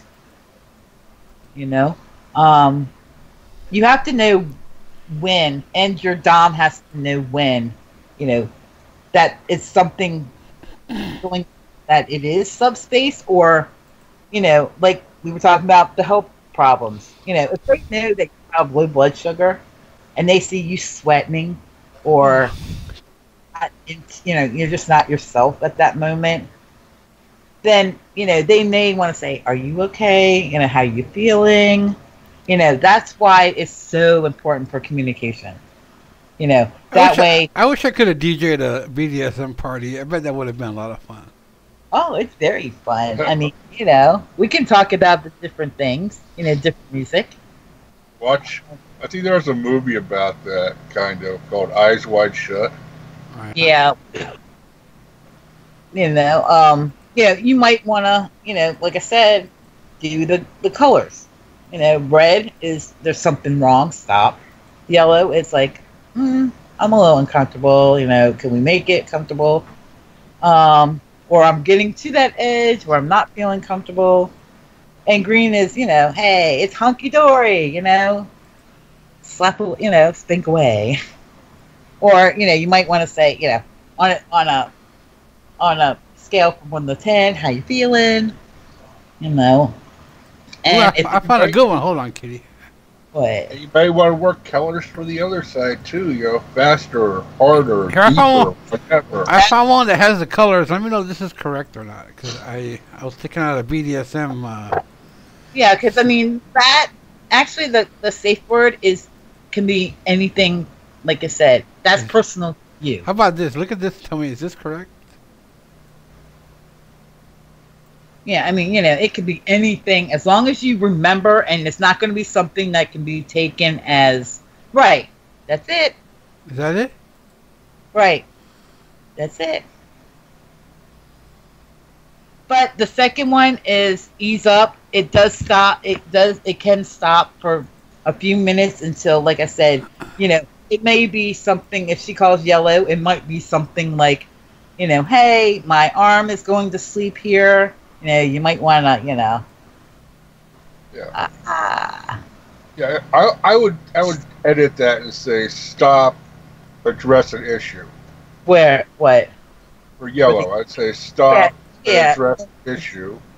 You know, it doesn't mean you're done for the day. It just means we need to fix something, and then we can continue on. Yeah. That'd be my take on it. So, but I have heard that is, I mean, when you do squirt, you can, definitely, let me tell ya, there is a squirt. I mean, you know, when you do squirt, it's not always pee. There could be some pee, you know, because think about it. Where is it that you're squirting from? You know what I mean? Right. I have all this too on mine. Yep. This is the difference between BDSM and abuse. And you do not communicate with your partner, then some of that with the, you know, with the abuse can become that. You know, some of BDSM can be abusive if you do not know who you're playing with. You know, just don't talk to somebody, especially if you meet them at a munch. Don't, you know, talk to them a couple more times. Like I said, don't ever meet them by yourself in, you know, a non-public place. Do not, you know, not meet them in their hotel room, unless you know that person, because it's not a good scene if you do that. Mm-hmm. Just use common sense. Right. Really, you know, right. Don't want, you know, there are plenty of stories that, you know, people have been hurt, they've been killed, they've disappeared. You know, you don't want to become that statistic. You want to be somebody on FETLIFE that can say, hey, yeah, you know, I have had, you know, you want to put up pictures that say, I had a great time at this party. You know, you don't want to be one of the ones that say, yeah, I've done it, but I've had, you know, it wasn't a good experience. You don't ever want to be like that. I like what Subbot just said. Give me the green light. I'm ready Hey. to go. You think I giggled every time I heard that? Oh God, I hate Florida. That's what that's why I giggled, because it was funny. And that's what Okay, I can thought. you read everything that I just put up there right now? What, the performance happens Uh-huh. between me and an audience? Yeah, read 1 to 10. Oh, good God. Oh, good God. You will begin the performance by sitting in the other chair. This would be like, something that you would discuss with your play partner. First we will agree a safe word together that can stop the performance at any time, which I have said. Let's see. Second, we will agree on some absolute physical and emotional boundaries that we will not cross, which is a big one. Like I said, if you do not want them to do anything with your ass, penetrate it anyway, then you tell them that. Ass play is a hard limit. I'm not going to stray from that, so don't try it. That's what that means. We will perform together for 15 minutes or until somebody says the safe word, whatever sooner. I've never had a time limit on anything like that. The performance could involve anything from holding hands to talking about revolution to playing, I don't know, knots and crosses to whatever. Tic-tac. It's the British name of tic-tac-toe.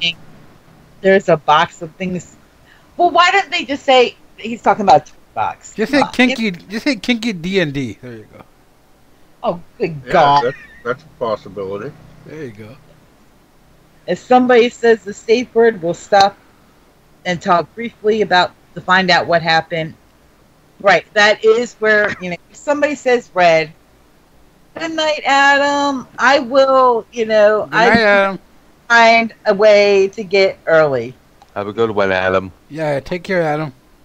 Mm-hmm. Later, dude. Thank you.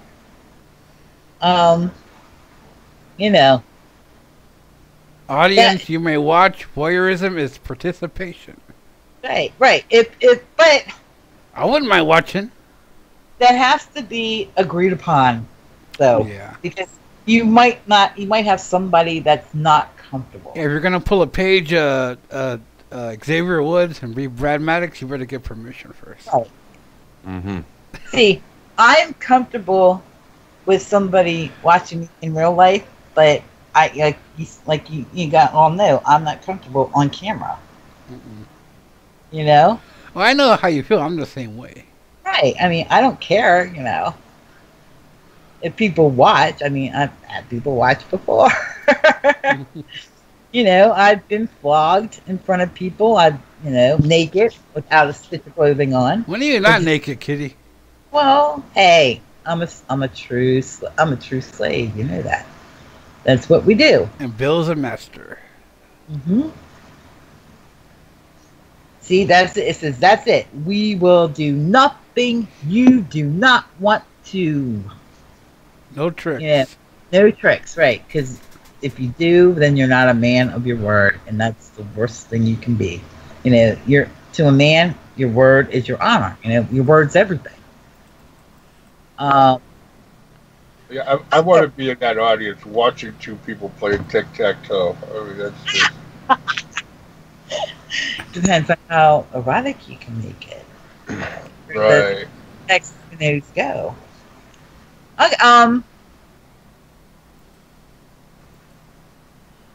because sometimes Subbot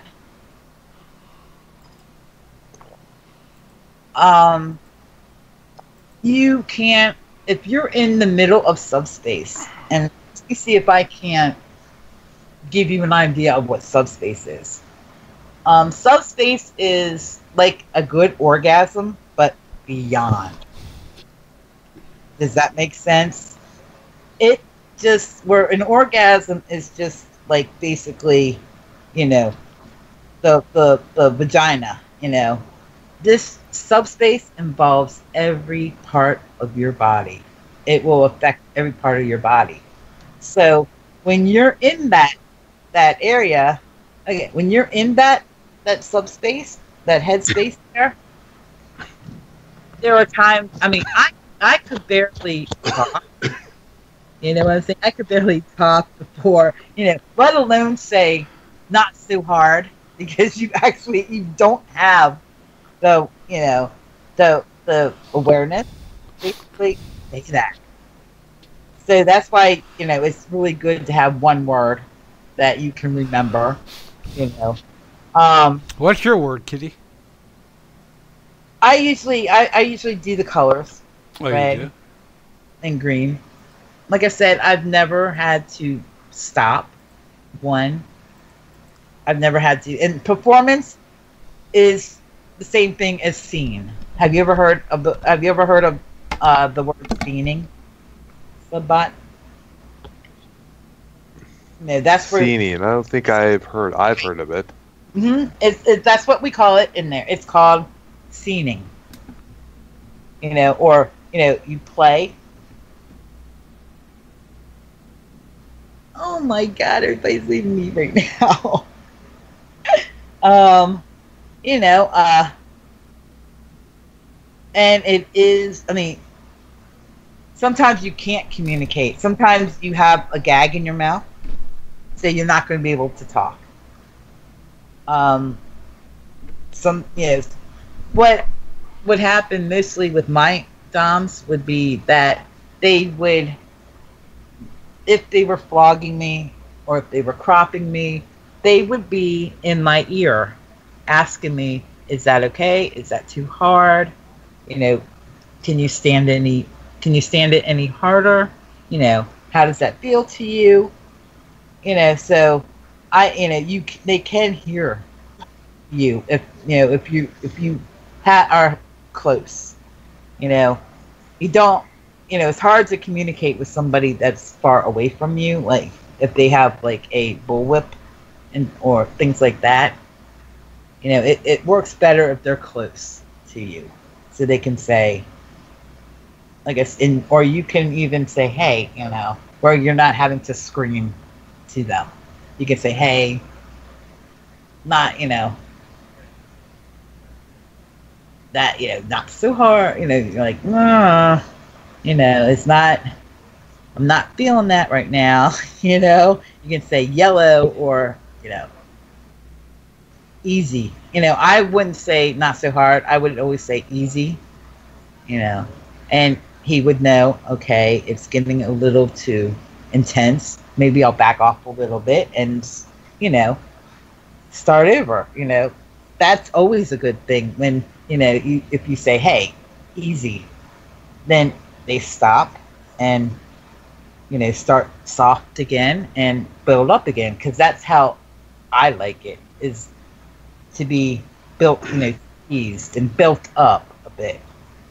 I don't like being, having somebody just start off just beating my, just hitting me as hard as they can, because that ruins a good scene by that. You want to build up to it. You want your sub to beg for it.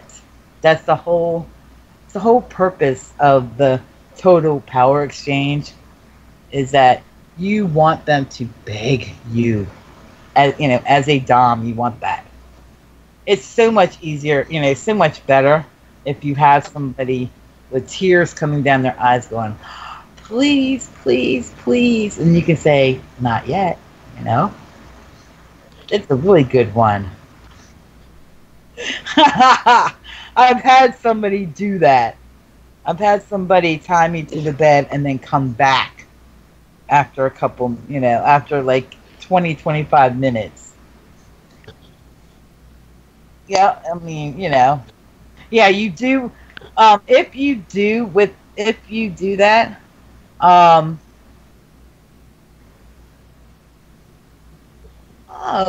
thank you, Josh. I appreciate that.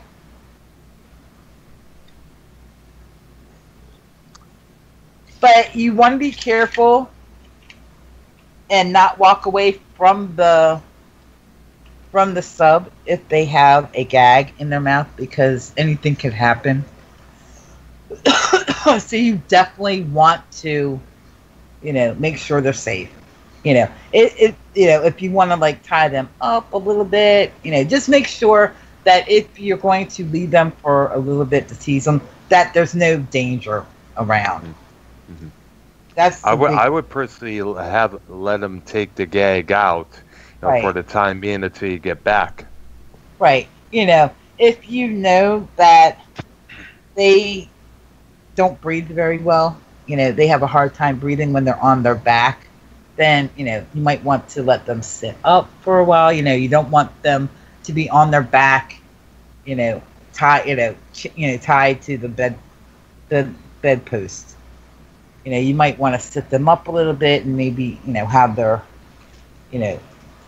legs or ankles tied up, bound, things like that. I wouldn't, you do have to be careful about how long you keep somebody bound because you can cut their circulation off, and that's not a very pretty sight. But yeah, I mean that's, the big thing is communication, because without it, it can be life or death. What else were we going to talk about? Oh, BDSM films. Since Gosh. a lot of my notes, that we were going to talk about with the BDSM films. I know one of the ones is well known is 9.5 Weeks with. Oh yeah, I was thinking about that as well. Mickey Rourke. Yep.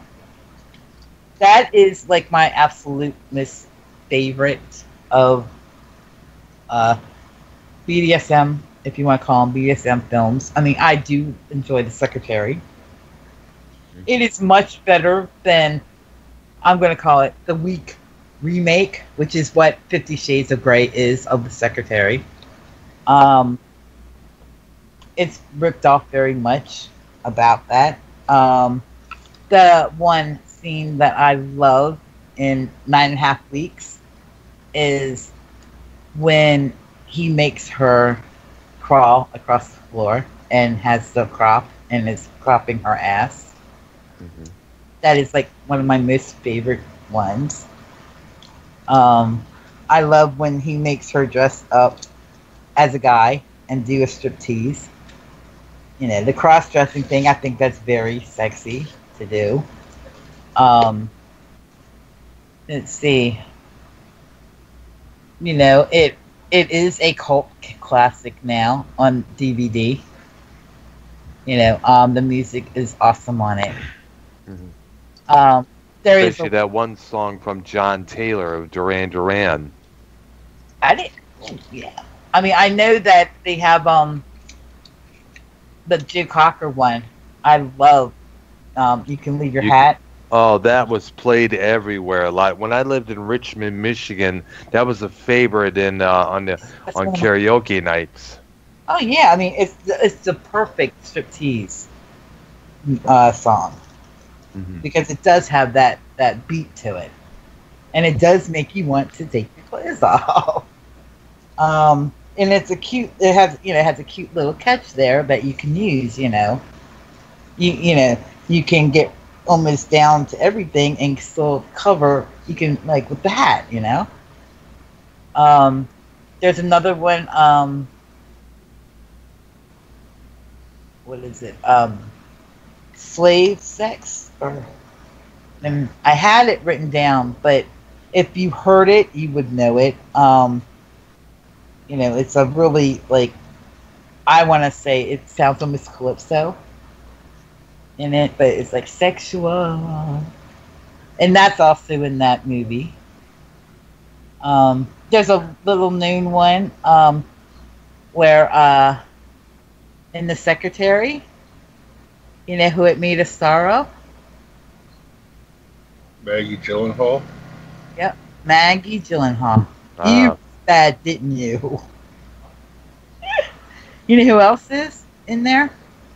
That's very, He's in a lot of dark movies.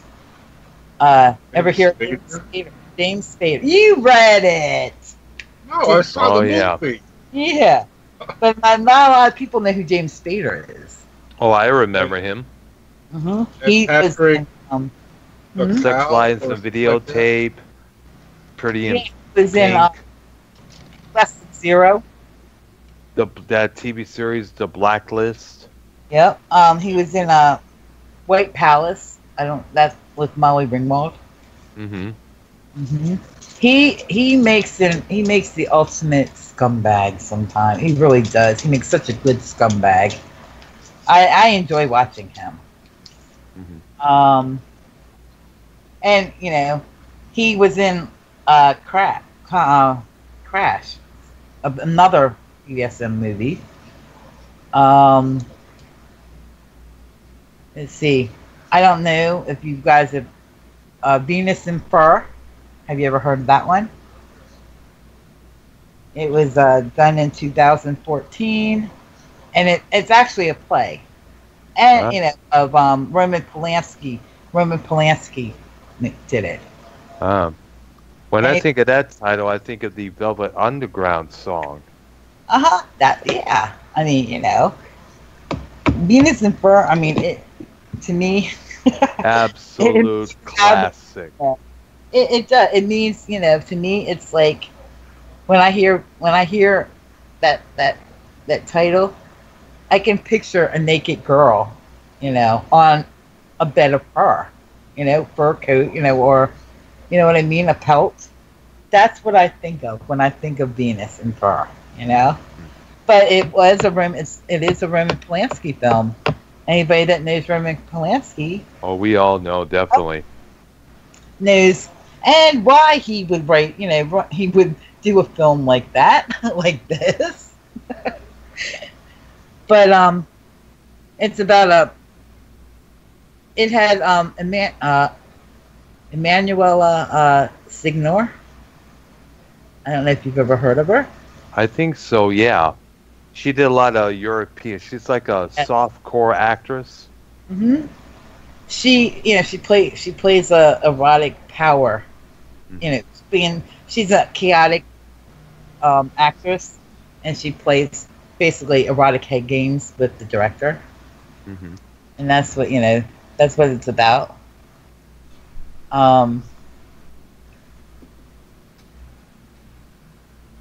It's about, and you know, it says the story revolves around Leopold von Saucer.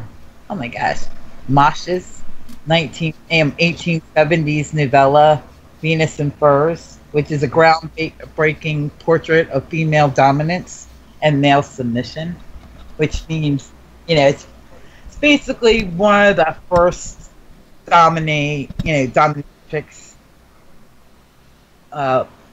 stories with the male, you know, being the sub, which can be sexy as hell or erotic as hell too, when you want to think about it. I know that Sam was talking about Caligula. If you guys know your history, you guys know who Caligula is. Let me see if I can show a picture that was like getting in trouble. What? No, you can't do which one? The movie Caligula. No, you can't. I bet I I know what you're talking about. That's the one that the late Bob Guccione, the founder of Penthouse magazine, Yeah, came up with, right? it had Roger McDowell in it. Uh-huh. But the real person that we're talking about was sick. I mean, it's the basis of taboo, you know, for that time. Yeah, you're talking about Little Boots, right? Oh yes. It is a good movie. It's very good. What, Caligula? Mm-hmm. It's weird. It is weird. Got a lot of blowjobs in that movie. Yep. I mean, it's something else. Let me tell you. I saw it as a kid. I was like, oh shit, what's she doing to that guy? Like, oh my god, what is going on? Why is she eating his doohickey? Yeah. I didn't know. I was a kid. Yes. I can imagine you and saying, "Oh my god, what the hell?" I didn't know what that was. Why are you eating? Oh, Why is she eating his penis? Did you want to ever, like, did it scare you? It didn't scare. Yeah, it freaked me out. Like, what the? Like, what? Right. Like, Did what you ever want to take out your penis and near a girl again after that? I always do. Made me want to do it more as a kid.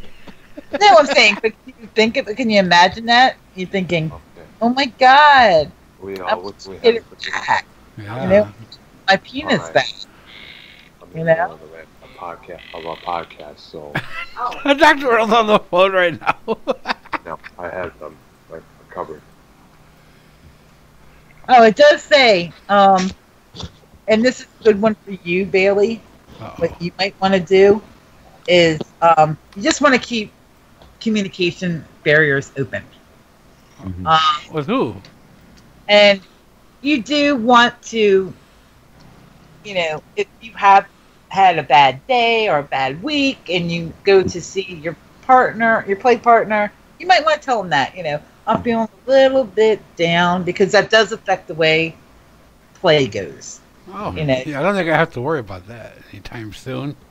You should probably put in some bondage S&M songs as well.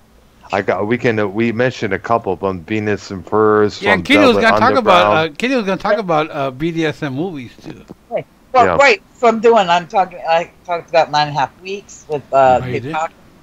Yeah, this Because- movie Caligula, Right. Secretary. You know, because you know, your mood, it's also going to affect how the afterplay. I mean, how the care goes. Because you might need extra comforting if you've had a bad day. You know, you might need that extra hug and squeeze and things like that. You might want extra attention for that. Oh, I know. But the main thing is talk.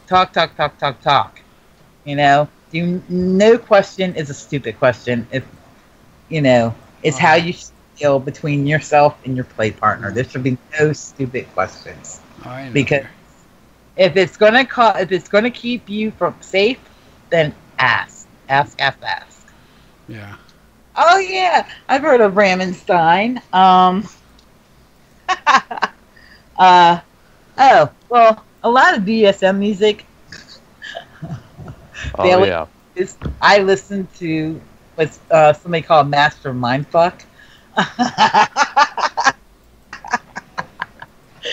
Trust me, if I'll play that, Ramenstein. Yeah. Rammstein. Uh-huh. Yes. Do they sing in German or English? Yes, they do. Just sing in German. Remember the song Du hast from '98? Hey, I mean, Big song, big song everywhere. Remember back in the City Club in Detroit, it was played almost every weekend. I mean, Bailey has heard Master Mindfuck. Yeah. Also their cover version of Depeche Mode's Stripped. I like Depeche Mode. That. Oh yeah, Master and Servant. By Depeche Mode. Let's play Master and Servant. Yep, I've heard that one. There's is it the one about of course Rihanna's. We all know that one. S&M, yeah. Yes. I'm thinking of one right now. It's called Lick Forever Dog by Scorn. It's from their first album from '92. It's like, get on your knees. You will submit. Bow down. It's like Master Mindfuck. Pretty much, yeah. Okay. I think 9 Inch Nails, if you're looking for music that is set in the atmosphere, let's say, you know, you're looking for BDSM music for your play party, okay? Anything that has a strong beat that counts out, you know what kind of a beat I'm talking about with that? A lot of techno me and Earl listen to would work pretty good too. That kind of stuff. Gregorian chants are out. You know, Enigma is perfect for a BDSM thing because it does have that beat to where it keeps the rhythm of the flogging, especially Florentine flogging. I listen to a lot of that, you know. There's all kinds of you know. There's there's German. I've heard German BDSM music.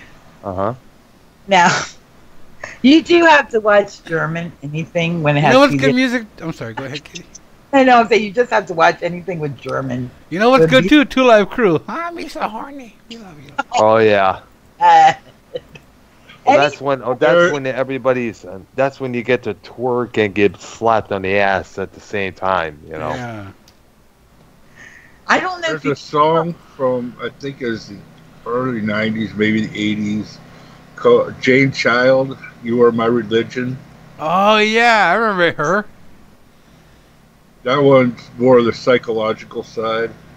Yeah. I mean, Hailstorm. I don't know if you've ever heard of Hailstorm. So I have. Oh, they're really good with that. I do have, you know, if you guys want to know which ones I'm talking about, I do have them on a playlist. They're on the channel. They are it's BDSM, you know, play music. You know, there are playlists there. Kitty, can I give a cheap plug right away? What? For what? I might mix again on Tuesday on All Mixed Up. I haven't done that in a long time. I know. You just want to. You're getting me into my music. You're getting me into my music again, Kitty. Damn you. Because you guys might hear me on Tuesday on my channel, All Mixed Up. Yeah, I miss Off the Record. We'll bring it back one day. Yeah, definitely. You know, play Mastermind. You know, fuck anywhere. I can play Mastermind fuck on YouTube. Yeah. Yeah, but I'm saying we can't play it anywhere else because. No, yeah, but I might. That's true. You guys might hear me. Hey, Josh, the subbot leave already? The subbot's still here. Josh, what did I say? There's no reason to be sorry because there are no questions. No, yeah, Josh, you can ask anything you want with Kitty, man. No questions are what may be dumb to you will be, you know, smart to her, and she'll answer it for you, man. Because how else are you going to learn? Yeah. You won't find a greater teacher when it comes to this than Kitty. Okay. All right, I'm going to explain something to you, Josh, okay? There is a difference between porn and BDSM. Yes, I know there are BDSM porn, but yes, there are girls that like to be spit on, called names, you know.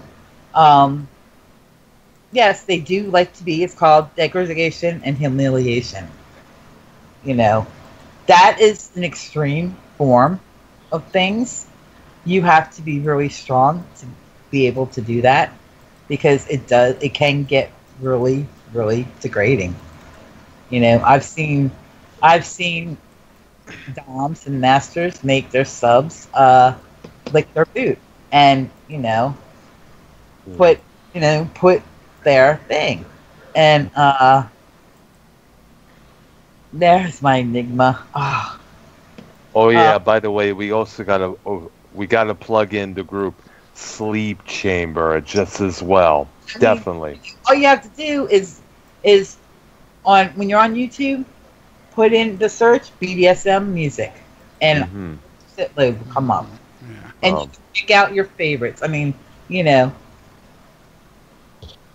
there are so many of them out there, you know, and some of them are, you know, just have like, you know, like some of them are like the Britney Spears one. I know they're a Pennsylvania group. Yes, they are. If I remember correctly, they are a Pennsylvania group. My ex is from Pennsylvania. Yeah, Storm. They are very good. Have you guys ever heard of Mason Town? That's where my ex is from. Nope. Never heard of it. I grew up in Pennsylvania. You never heard of Mason Town? It's real small. I left when I was 11, so, you know. I remember Allentown. That's on the other side of the state from where I was at. Oh, yeah. Speaking of music, while we're on the subject of music, Sam and I do a lot of talking off the show. What's up, Alex? I blame Um, the king. She asked me one time what I did to relax, because anybody that has anxiety, Oh, I know that. depression, or, I know anxiety, that and that and that. Yeah. relaxation is very important sometimes. So she asked me because she noticed I had a lot of meditation music on my playlist. She asked me if I would talk about it. So, I mean, I listen to a lot of, like I said, Gregorian chants. I listen to a lot of nature sounds. It could be just the water and the birds. And if it has like a violin to it, I listen to things like that. That's very relaxing. It is. I listen to tantric music with the Indian inspired, the Indian flutes. Yeah, I still got to work on your playlist that you sent me. All right. No big. I'm not worried about that. I'm not worried with that. I listen to a lot of Buddhist music. Buddhist music is very good with the singing bowls. If you've never heard of that, exactly, Asmar. That's good. I listen to a lot of Native American flute and drum. Red Line, yep. See, I actually know what Red Line, Pennsylvania is because I grew up in Harper County. So nobody heard of Masontown, really? Jesus Christ! I do, Josh. I do. You would, if I said Harper County or Aberdeen, you probably would know where that is, wouldn't you? Because I know exactly where Red Line, Pennsylvania is. It's right across the border. Yeah, Harper County is right next to Cecil County, and Cecil County's right near there.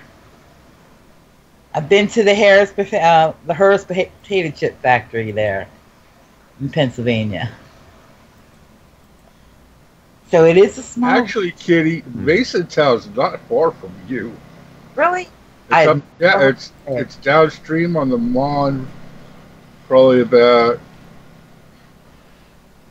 5 miles on the Pennsylvania side of the border. Wow. So you were close to my ex. That's crazy. But, people don't realize that it just, West Virginia looks small on the map, but when you travel through it, West Virginia is a pretty It's confirmed that it is a small state, like all states of the East are. Oh, no. It really. Really? Well, Really? but then again, Rhode Island's probably the smallest of it all. You could probably go back and from top to bottom in Rhode Island, say a whole day. There are counties in California bigger than Rhode Island. Oh, yeah. Seriously. Kitty, you got a question from Josh. What do you consider normal? See, I don't use the word normal. I use the word vanilla. Like me, Because I'm vanilla. what seems normal to me might not seem normal to you, and vice versa. I mean, I can't remember being vanilla. I've always, I've never actually had just ordinary, missionary sex position. Kitty came out of her mama non-vanilla. What does that tell you? I was a freak. She was born a freak. I do. I wear my freak flag very proudly. But I mean, She's not vanilla. She's Neapolitan. right. Well, I like all colors of the rainbow. I mean, it does. I mean, oh wow. I know Chocolate mix. where York, Pennsylvania is. I do. That's not far from where I grew up. Right. I know exactly where York is, right across the border from where I grew up in Maryland. Which is why I'm a Ravens fan. And not a Steelers. You really want to be, doing that out there? I mean, that's something you're ashamed of and should keep to yourself. Yeah, I'll say my ex was a Steeler and a Raven fan. What was that? That's just not heard of. You can't be a Steeler and a Pittsburgh She was. Yeah. fan. That's just blasphemy there. But that's like saying you're a Nazi that and it's you. The Allies. I know. It would be. I'll be right back. I'm hungry now. But normal. I mean, Okay. that's why a lot of people. That's why one of the goals, if you read what this show's about, is how to put that, how to spice up that vanilla sex if you want that. I mean, a lot of people are afraid to say that they want to, they want their hair pulled, or they want to be smacked on that ass when especially when you're having sex. Bitten on the nipple. Yeah, just don't bite. Bitten on the neck. Just be careful how hard you do it. You just have. That's when knowing what your nibble on it. Right. If you you have to gauge what your partner likes, because you want it to be. Oh, John, say it ain't so, JT. You can't be a Ravens and a Steelers fan. Boo. See, I'm a Ravens fan, and I'm in Steeler country. Oh, don't like it. I'm kind of almost in the same boat. I'm a Seahawks fan in 49er country. Oh, it's awful. But I mean, I'm not a sports cat, so it doesn't really matter to me. Yeah, I mean, it changed. BDSM is like anything else. It's what you're going to get what you put into it. Mm-hmm. It's what you're going to get out of. It's as exciting as you want it to be. The only thing that limits you is your imagination. Does that make sense to you? And your partner's limits. Right. Yeah. I'm saying, you can. I'm saying like, if you want, if you want to be kinky, there is Amber. Let me see. I'll be just keep talking, guys. Oh, is she back? Oh, no, she's saying. Well, she just sent me a message. She said, "Oh, I'm missing all this." Well, hurry back there, Sam. Hurry back, girl. Barge into the window or the door. Because I'm leaving. I haven't talked about the one subject yet that you want to talk about. I haven't talked about it yet. I'm keeping it. Mm-hmm. Back for a bit, huh? So she got back? Yeah, because we did a lot of work on it. That's fair enough. It's fun, I'm a big. If you listen to my other shows, Josh, you find out who just came back. I heard. Who was it? Hey guys. Yay! There you are, girl. Sam. Sam, meet Josh. You can't believe how many, we have picked up like 3 or 4 people because Bailey tweeted it out. Imagine that. Oh, can you imagine that? We picked up people because Bailey tweeted it out. And we have been they've been asking a lot of questions, and Kitty's been answering them. I can see there's a lot of people in the chat. That's awesome. It's pretty cool. Hi, everybody. Yeah, we talked about, we finished up bondage movies. Miss Good, Mr. How to find Miss and Mr. and Ms. Good Kink. Oh, I missed the rest of that one. I gotta listen later now. I mean, basically what communication. Mm-hmm. Knowing your limits. Yeah. You want to know your limits. You want to know what your partner limits are. You don't want to keep secrets, because secrets is not a good thing. It's basically what it is you treat it just like a marriage because that's what it is. You know, it's an agreement especially when you get collar, and that's a big thing. And I know Sam and I, we'll have a show on that because we both know what that's like. Yes. Right. To us, I mean, I know it's not the same, but in the BDS lifestyle, a collar is your wedding ring. Am I wrong? Right? Mm-hmm. Yes, you are.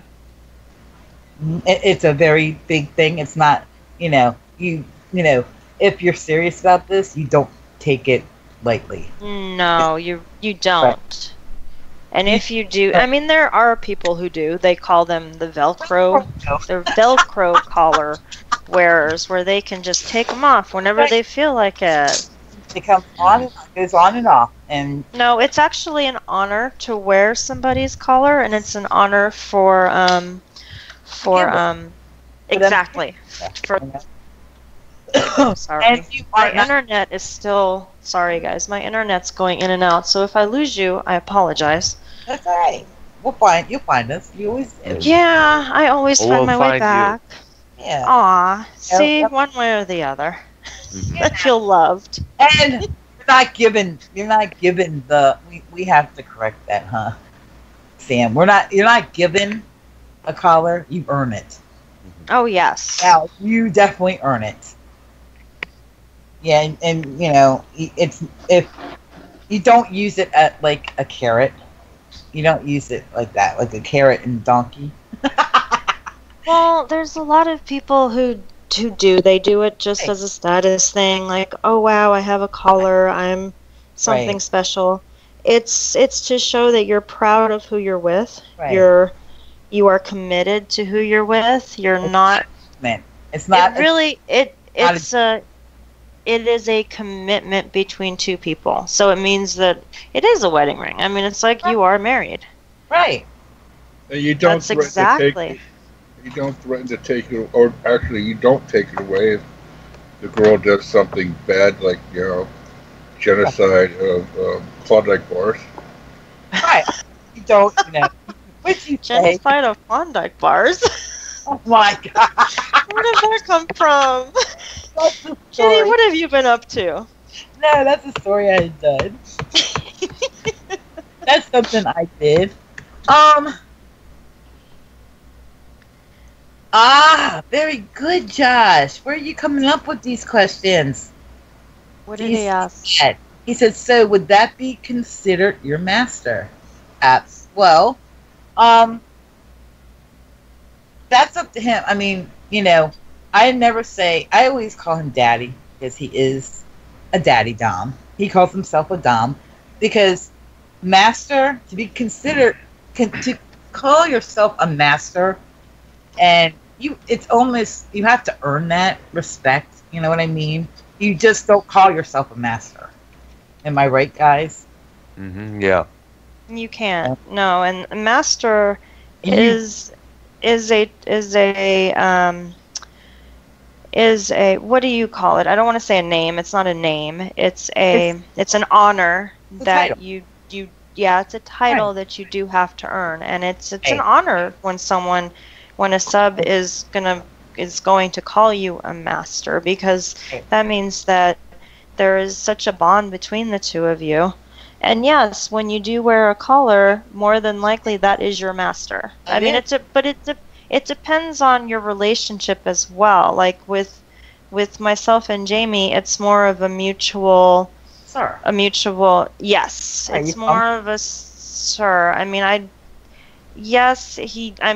will call him master because obviously he is my master. But it's more of a.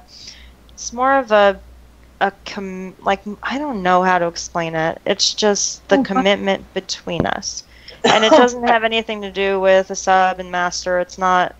The collar has nothing to do with that. It's a respect, and it's a mutual bond, and it's just a commitment. Right, and it shows that you are committed to the relationship. Right. You do belong to him, or her. Exactly. Because people do respect that. When you have a collar on, others are. I mean, that shows. Others are. I mean, you. If you're serious, you respect that collar. Right. You hear that all the time. Respect your collar. Do not do anything. You do not. If you have to remember when you're out in public or if you're in a chat room, you represent your dom or your dame. So you do. If you bring shame on yourself, if you act like a fool in a chat room or out in public when you're at a play party or something, you're not only bringing shame on yourself, but you're disrespecting your dom because you're bringing shame to him. Because you're an extension of him. Right. You're really an extension of each other. Right. You do represent him. Yeah. They're not going to say, "Oh, what a rotten sub that was." They're going to say, "What kind of what did how is her how did her master train her?" You know what I mean? That's what they're going to look at. They're not going to say, "Oh, what a terrible sub." They're going to say, "What a lousy dom." And you don't ever want anybody saying that, I think that can go both ways, though. I mean, you can be a lousy sub and go in there and do it on purpose, but I mean, if you're gonna take a collar seriously, you do not do that. Nope, because you just don't. Either way, if you're doing it, on purpose, they're going to look at it the same way. They're going to wonder about your dom. Yeah. Because, well, they're going to wonder, how is he treating her? How serious is this? Is she taking it seriously? Doesn't sound like she's taking this seriously. Loyalty? Oh, yeah, that goes both ways. Loyalty, honesty. Yeah, is a big There's part. a lot. It's the same as a marriage. It really is. You're committed. Right. I mean, it's not to be taken lightly. When I first got on IRC, I took it lightly and, oh yeah, let me wear your collar. It's going to be fun. And no, I was completely blindsided with how serious it was. Were you miserable? Did you feel like you were missing something? Oh yeah, it was just a stupid thing I did. And then it turned out that he collared me just to make someone else jealous who had the name Amber. Her real name in real life was Amber, so that's a bad So the thing. whole thing was a mess. So he wasn't a good master or dom, and I didn't know him well enough to take the collar, but I did. So things can go wrong. You have to really be serious too. You never ever jump into a collar without No. Because you will regret it. It took me a long time to put a collar on again after that. It really did. I know. I knew it because a bad experience, and I swore I would never be collared again, and never say no. I told you that recently too. I'm like, I'm not the type to say master or be collared, and maybe someday. Because I remember telling Dee when we first met that I would, oh my God, I don't think I would ever be able to call anybody daddy. I would never be a daddy girl. Because they are so bratty. I mean, everybody says that. Never. I'm never going to do this. And then somewhere along the line, you start to learn more. And as you learn more about yourself, then the way you think changes. Right. So how do you know so much about this, Josh? And JT, I love you. And actually, we had some subbot was asking a lot of good questions. I appreciate this, guys. I know, the gang here loves when you ask questions because Bailey is back. Mm-hmm. Yeah, I'm here. Bailey's back. Hi, Bailey. I'm back too. Welcome back, Sam. We had to you don't know what I just did. I'm sorry, I don't mean to bring this up during the show, but my door broke, the lock broke. We had to get a circular saw and saw through the metal to open the lock. That's where I was. And then my internet died altogether. And I'm like, this is a great night. I really wanted to be part of the show. I wanted to discuss this. I saved your favorite part for last. Or saw. Oh, we haven't gotten there. Hey. Or saw. Those circular saws are not made to cut through metal. They're not. But we had nothing else to use. So it cut through it like butter. What I'm Thank trying goodness. That's good to know. Honestly, I've never been into it all with someone. Not really that fun, really. Especially when they don't have a spare. Yeah, We were covered in metal shards. I'm sorry, go ahead. I'm just answering his question. Honestly, there are some aspects in, like that's what we were talking about with the movies and that. It's becoming more mainstream. BDSM is becoming more mainstream now. Scene there. Hey, it used to be taboo, But did you get into the article on the 50 Shades? No, I mean I did say some because you have the article. I can't remember where. Okay, no, I want to talk about the. Yeah, for anybody who's read those books and wants to get into the lifestyle because of those books, no, that's not. You're an idiot. It's not. It's not. That's sugar-coated stuff. The same thing they would do with the Twilight Saga. It's not even that it's don't just sparkle when they fucking melt. It's terrible. It's written terribly. I mean, the guy is obviously psychotic and gets into a crazy relationship with a girl who has feelings for him before they even do anything. And this is not how BDSM. No. It's not how. No. Not. It could be a very dangerous situation if you gotta have that romance. Well, you gotta have a connection with a little bit of tension in it, In BDSM, it's all about the power exchange. Yeah. Yes. So that's what it is. It's By the way, the woman in those two movies, that's Don Johnson's daughter. I did not know that. Yeah, Dakota Johnson, that's her. Like I said, that's why I said, and they did bring this up in this article, that you will never see a 27-year-old call himself a master. But with all that knowledge, no. Right. Not with how many people he had files and files and files. He may call himself a master, but he will never be called a master by anybody else. No. In the style. Okay, let me pull the article up because there's some. Word is not to be, taken lightly. I mean, in the beginnings of BDSM, when it was a leather thing, that you had to be given that title because you earned it, and that was years and years, and I mean, people would be in their 50s before they were even called master. That's how I was trained. So I can't take anybody below the age of 35, I would say. I can't take them seriously when they come to me and say, oh, I'm a dom, I'm a dame. Same thing goes with females, Mm-hmm.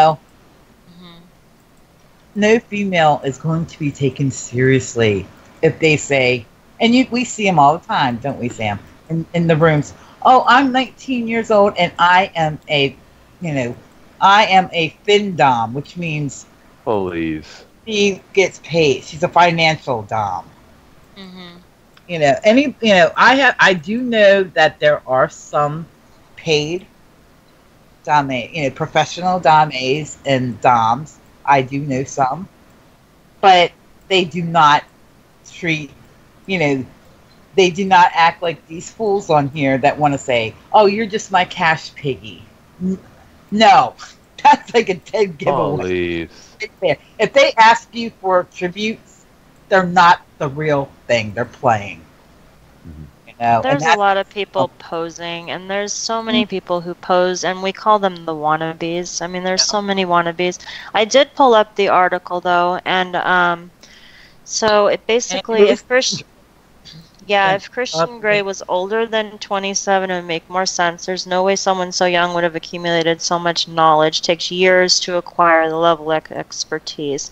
So then it goes on to say, if you wanted to find a partner for this kind of thing, you could go via the modern social media route, engaging in conversation over a period of time to find out if the person is on your level or not. You wouldn't take someone who wasn't into it and try to change them as Christian does. You can't. Which is what happened. Right, you can't do that. That would never, ever happen. Okay, I don't want to open up the whole can of worms here. I just want to say I disagree. There are people who are 27-year-old, give or take a couple of years, who are at the top of their field. There are people who are flying F-22s, and that takes a hell of a lot of training and knowledge to master that. Russell Wilson has a Super Bowl fucking ring, and he's 28 years old. It's not making $12.5 million a year. He's got to have mastered something to do that. But so if somebody put their effort into mastering the BDSM stuff, I don't see why they couldn't be a master at that age. Because just because you mastered something does not make you a master. Does that make sense? Okay, no, did you read the stories though, Singer? Did you read 50 Shades and read the stories? No. How they played out? Yeah, I mean, if you read them, you understand. I mean, the girl was a virgin. She was still in college. The guy is a multi-billionaire who owns this. I mean, it was just a very unrealistic. Right. I mean, I think one of the lines thing was she didn't even know what a butt plug was. She didn't know what anything was. I mean, she had, and for her, it was exciting. It was exciting and new, but she was in love. She was in love from the beginning. Before, plus being a virgin, it was her first time with anybody. So there's a very different thing there. It's not a fairy tale. Okay. It was a fairy tale because they do get married and they have freaking kids, and she changes him. It's just one more point here. The whole master is something. Some people are just born into that. That is what they are. Call it genetics. Call it, No, I have to agree with that. Or whatever. Natural. There is called natural. Just the way they are. I agree with that. But I do think that if you are 27 or below that, you know what I mean? I think it's very arrogant to call yourself a master. You know what I mean? To me, if you have to call yourself a master, then you're not a master.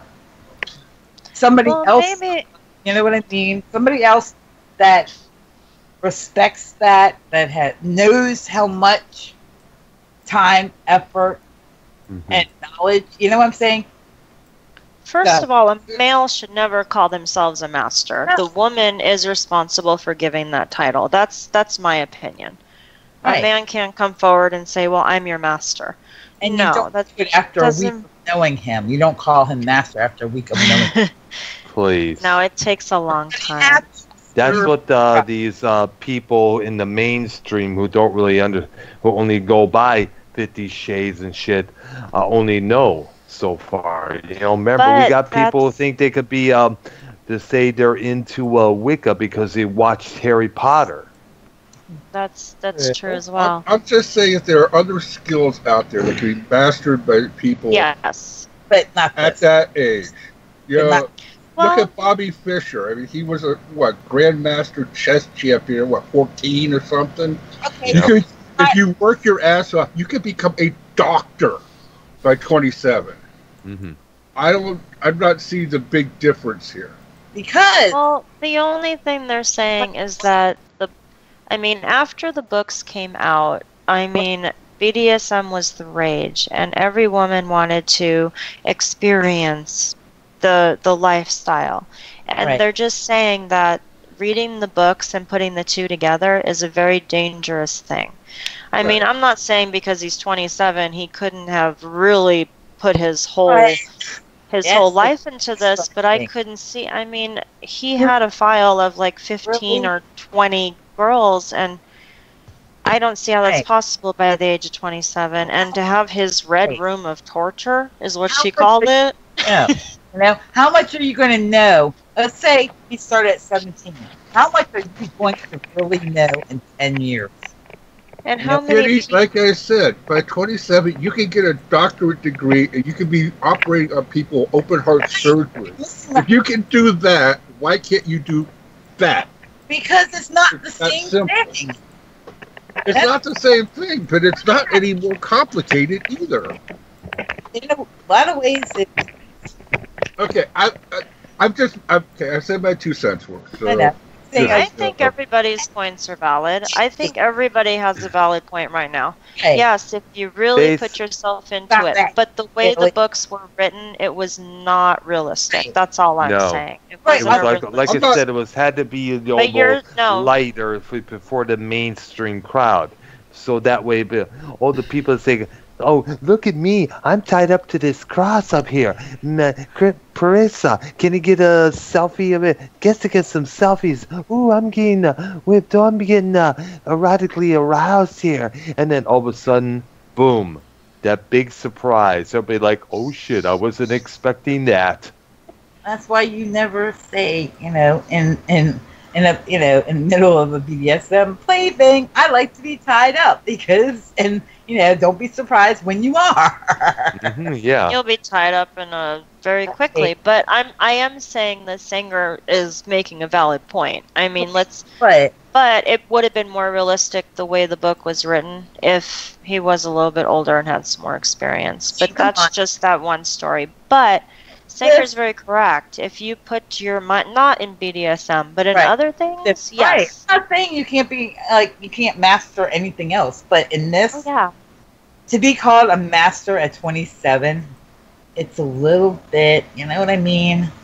How Well, much he was you he act- was full of himself because he was that wealthy man, and he had his Right. files of 27 that. girls within Right. It's just 27 years of age. That's like a girl a year right. His from the age of birth. right. Yeah. His files are nothing but notches. You know what? Yes. You might as well put them on his bedpost because that's all they were. And another weird cryptic thing in the book was every girl looked like his mother. So you're looking at a psychotic story. I mean, it's a psychotic story, and it should not have been taken seriously, and it should not be. It should not be compared to BDSM. Right. Not every That's all they're saying. Yeah, that's all they're basically saying. I like what John. I like what John said in the chat. What about people who like the biker scene, even though they're not a biker? right. Yeah, Well, those are trendy. Those are people trying to follow along with the trend. You know. do that. Yeah, BDSM should not be taken like a Trend. trend or That's our it's ACDC. not I love and- that, Bailey. right, it's not the And next new thing. And let's It's face it, not haven't we just- had enough of all these trendies? Gosh. Well, And- that's what Shades of Grey just started a trend. Is basically Yeah. what happened, Yeah. and it was people just wanting to get out there, and there was a big spike of people being injured, people being sent to the hospital because they had no idea what they were getting into. They read the books and they said, "Oh, this is gonna be fun." Yeah, basically. So it's just basically a safety thing. Just Right. do Basically your what research. Don't take a fictional book and take it to heart. right, because basically like a Twilight. be killed. Like some. Can be killed. I gotta, because same thing with the Twilight series. You know, some teenage girl, they'd be like, "Oh, I'm gonna date a vampire. Oh, he just looks. Oh, here's a vampire right now. Oh," and they're gonna expect it to be all sparkly like Edward Cullen, and next thing you know, they find out their heart has been ripped out because he was not Edward Cullen. He was one of the guys from the Lost Boys. You know why I hate the Twilight things? Because So do I. I'm sick of it. We're all sick of it. vampires are not that. You know. But you know what? It also started a trend on IRC where now there's the guys who want to be vampires. So we have vampire Exactly. rooms, and we have the men who want to be the vampires, and the girls just fall all over that, and it's Yeah. Even they're so that romantic. Oh, they're so sexy. That- Yeah. Oh, yeah. Like The whole back in the back in the day, vampires ate you, not date you. well, they don't. that Come pisses on. me off so much on IRC with the vampire things. oh, it's terrible. Yeah, I was opping on a different server, but and I asked one of the server ops. Well, vampires, they're dead. If they're having sex in like an open They seating can't room, feel it. that's necrophilia. Yeah, but Can I- Oh, No, Undead. that's not necrophilia. No, I just know. ignore that. It's like it is. fucking hey, people. Well, They're basically, they're they're undead. dead. Basically. Oh, Undead, actually. They're feel still this- moving around, but yeah. wait, Kitty's trying to say something. I Oh, understand. my bad. Oh, vampire. No. You know that, right?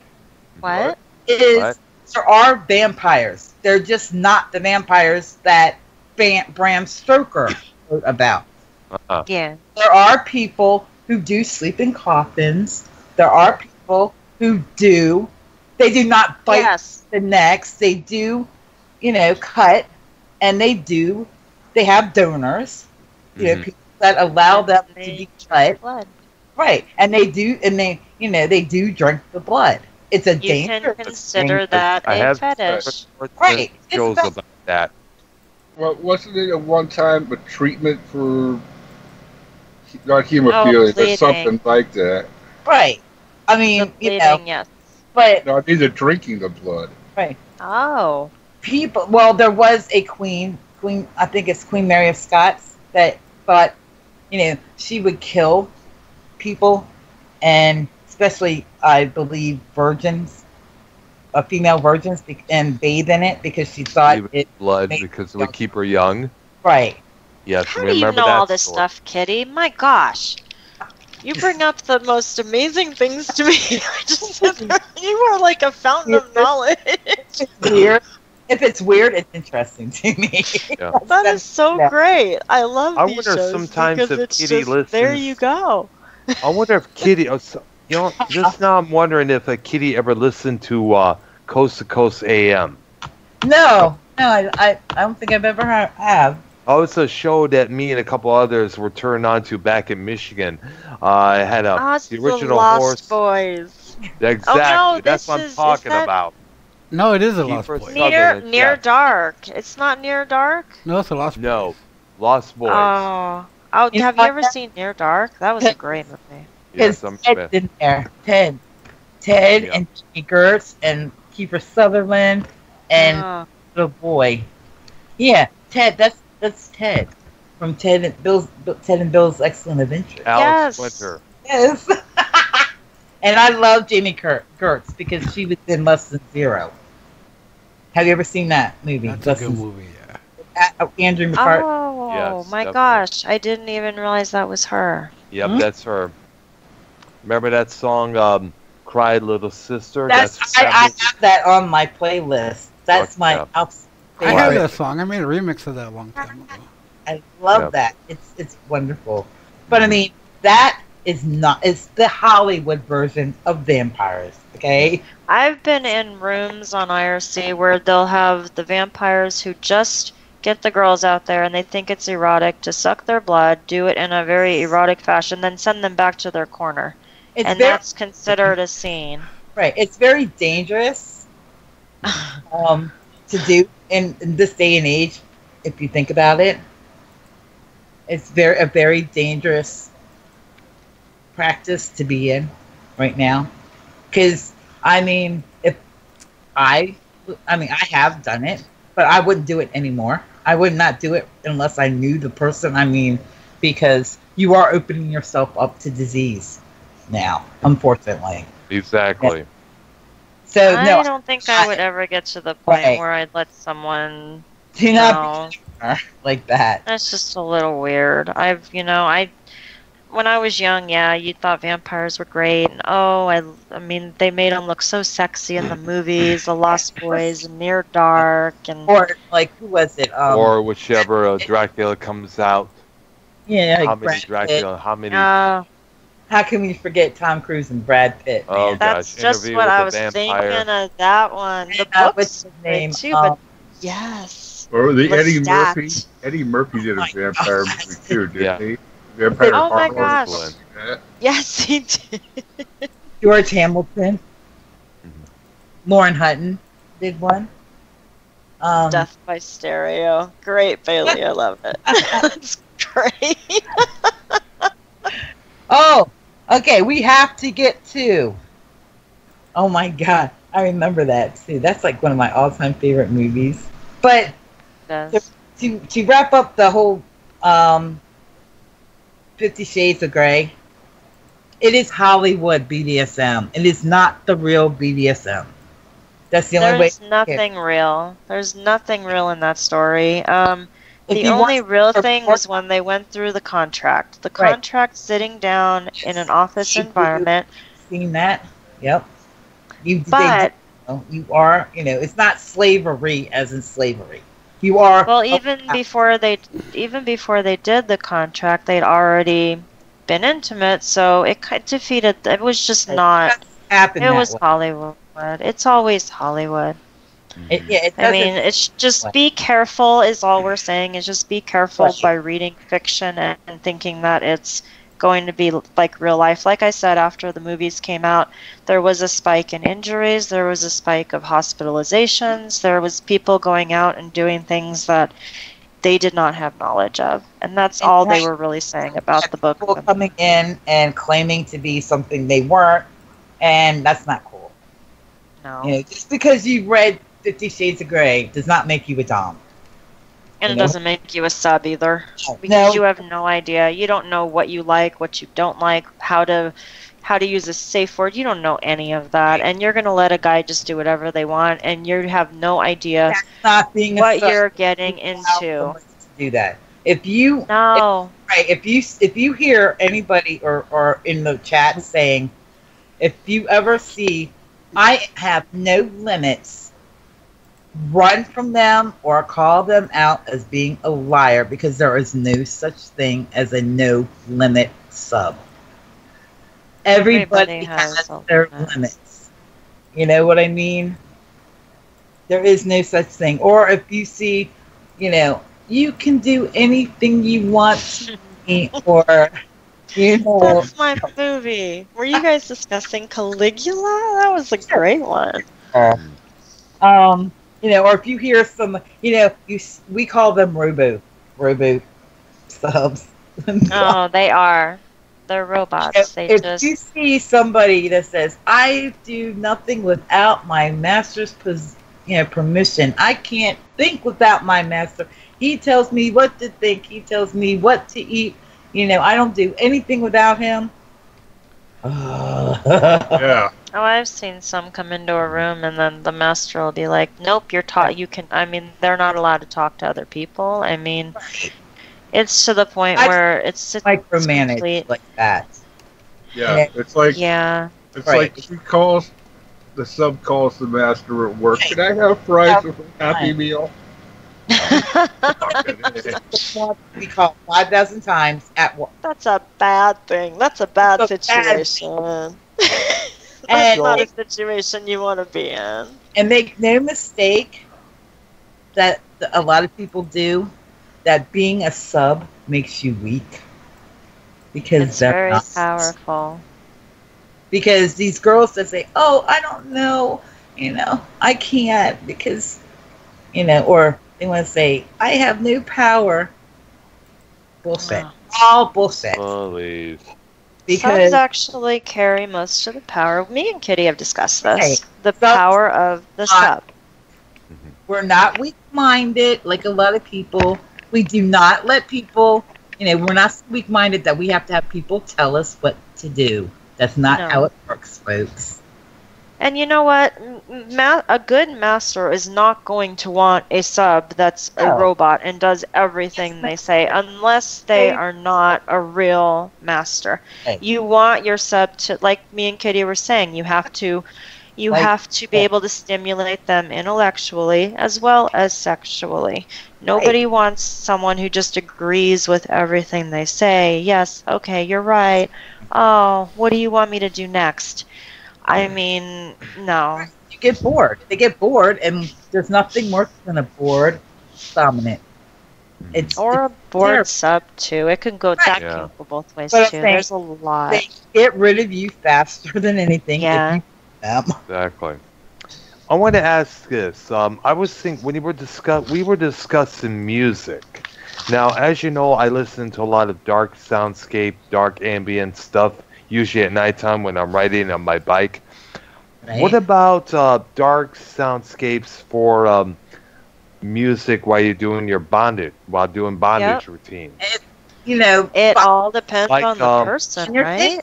If that's Like, what you take, Like, Right. no, go ahead. Sorry, Do it. go ahead. that's. I mean, it's the only reason I said something with a beat is like if you're doing something specific, like flogging, you want that rhythm so you can keep time with it.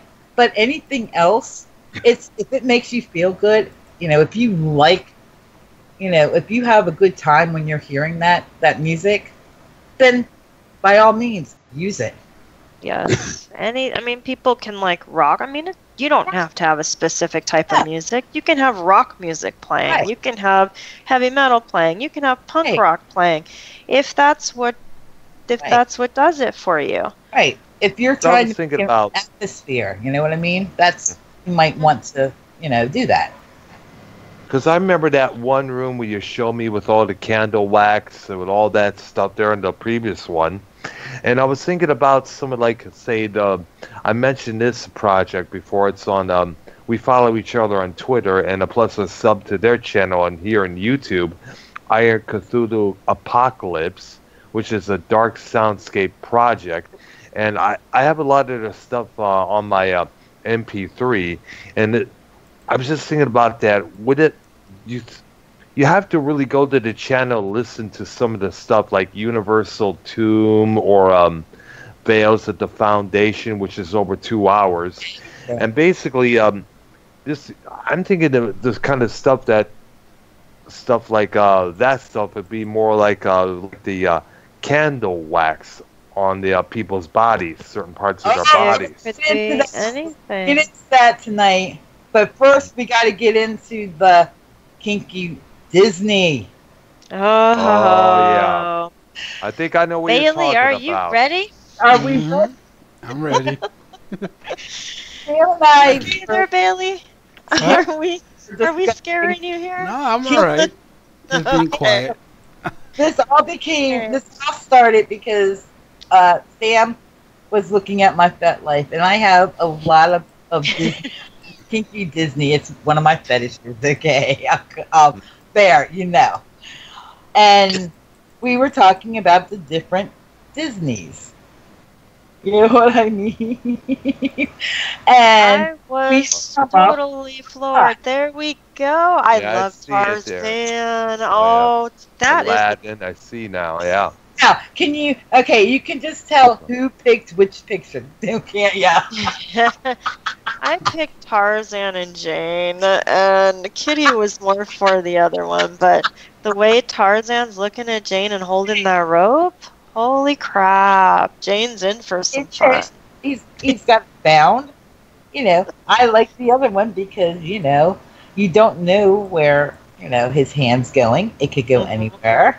But look at her. Does she's tied up to the bed.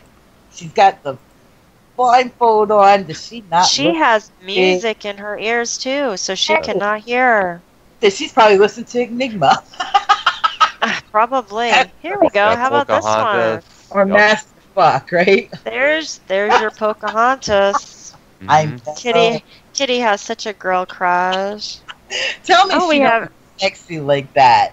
Yeah. She looks so sexy like that. I mean, they did really good with these pictures. And I mean, look at Ariel in the next one. I know she's like, ooh, Look at her. I mean, her pants. I mean, yeah. look I at the mean, details in actually, like, she's actually some really good shibari work there. I was just gonna say, can you? Oh, go back. I want Kitty to explain the. Oh, Oh, yeah, I Beauty know and Kitty the likes Beast. that one. Never mind. You can stay Okay. here. Kitty I- likes this one. But Do you see the handprint? I know. That's why. That's why I liked that one. I was like, ooh. That's what I like. If it causes a red, look at Pocahontas' face. Now, what do you think she's saying? Look at her body language. She's She like, wants yeah. it. She's She like, wants it. take me, daddy. You can see that. I mean, we're gonna go to hell. Oh, people out there with Disney are like, oh my goodness, that's it. Pocahontas isn't sexy as hell there. Well, Pocahontas is sexy anyway, but look at this one with the handprint on her ass. I mean, Like, come on, that right? Hit me, daddy. these pictures are so well done. Really, I mean, she's grabbing onto the sheet with her hands. I don't mean, think that's Pocahontas. no, because, that's not. This one is the Frog Princess. Yeah. Yes. And we, of course, will build the Beauty and the Beast. Well, yeah, and that's like my favorite picture of Beauty and the Kitty Beast. liked that one. Mm-hmm. Look Because at Beauty she's like, though too. they crop me. She's like, hit me. They're like all have that look and like you can just say, oh. This one here, let's look at these. You didn't see this first one, Kitty. I'm not sure if that's a princess or not, but I really liked how she was tied up. Is that Frozen? I don't know. It looks like it would be something. Or Frozen. Yeah, that looks like her actually. Because she's got like look at her arms and the legs and the bindings between the legs and the ankles. I mean, that's really beautiful. She's got two different gags in her mouth. Yeah. Yeah, she's got the one next to it. You cut off his hand, Bailey. What? His hand. He was holding something in his hand. Oh, Did you do that on purpose? He was? By the way, I got to bring this up. I'm looking at bringing up the true story of Pocahontas, and apparently the whole thing with like that. And basically what she may have been underage. What? Because she was underage. She was very young. And apparently, she may not have looked. Of course, people, all the kids who watched the Disney version are going to think, "Oh yeah, she was beautiful on that." But then again, she may not have looked like that in real life. Yeah, because remember, how Disney always likes to make all the girls, the stars of their animated flicks, kind of Snow White-ish. Kitty's favorite right there. For a minute there, we forgot something here. Go back like really one, quick. Yeah. Because the one on the cross, go back, Bailey. Is that Cinderella on the cross? No, it's Sleeping Beauty. That's right, because she's sleeping. Who's in the middle there? Sleeping. That's Ben. Oh, this one's Frozen, and he's got her bent over the sink, and in his hand he has a vibrator. Because they took experts. Where's her sister? Ain't she in to join in on it? Well, they took her sister. She's already tied up in the very first shot right there. You see her tied up with the blonde girl. She's waiting her turn. They just changed the picture right here. He's taking the dom stance. Bailey don't want to show that. But do you see this face in the mirror? Look at the look on his face in the mirror. Yeah, yeah, I'm the man. Yeah, baby. Now the next one was Sleeping Beauty. This is my favorite outfit for a man. Jeans without a top. When I don't want the suits. I don't want the doms in the suits. I don't want any of that. You bring me a man in jeans without a shirt on, and you that's do as if me. You know why his hands like that, right? Mm-hmm. Because he's peeling off the thong, and this is my favorite. I didn't notice that. Yeah, this is my favorite cross. I mean, look at it. I mean, their pelvis to pelvis. Come on, you know what's going to happen there. Mm-hmm. And come on, you can just see it. She could be sleeping, like Sleeping Beauty. He's playing cards. That's not going to stop him, is it? Bang to the point where she does fall asleep. She'll make it very quickly. Well, notice how her legs are. There's a lot. Yeah.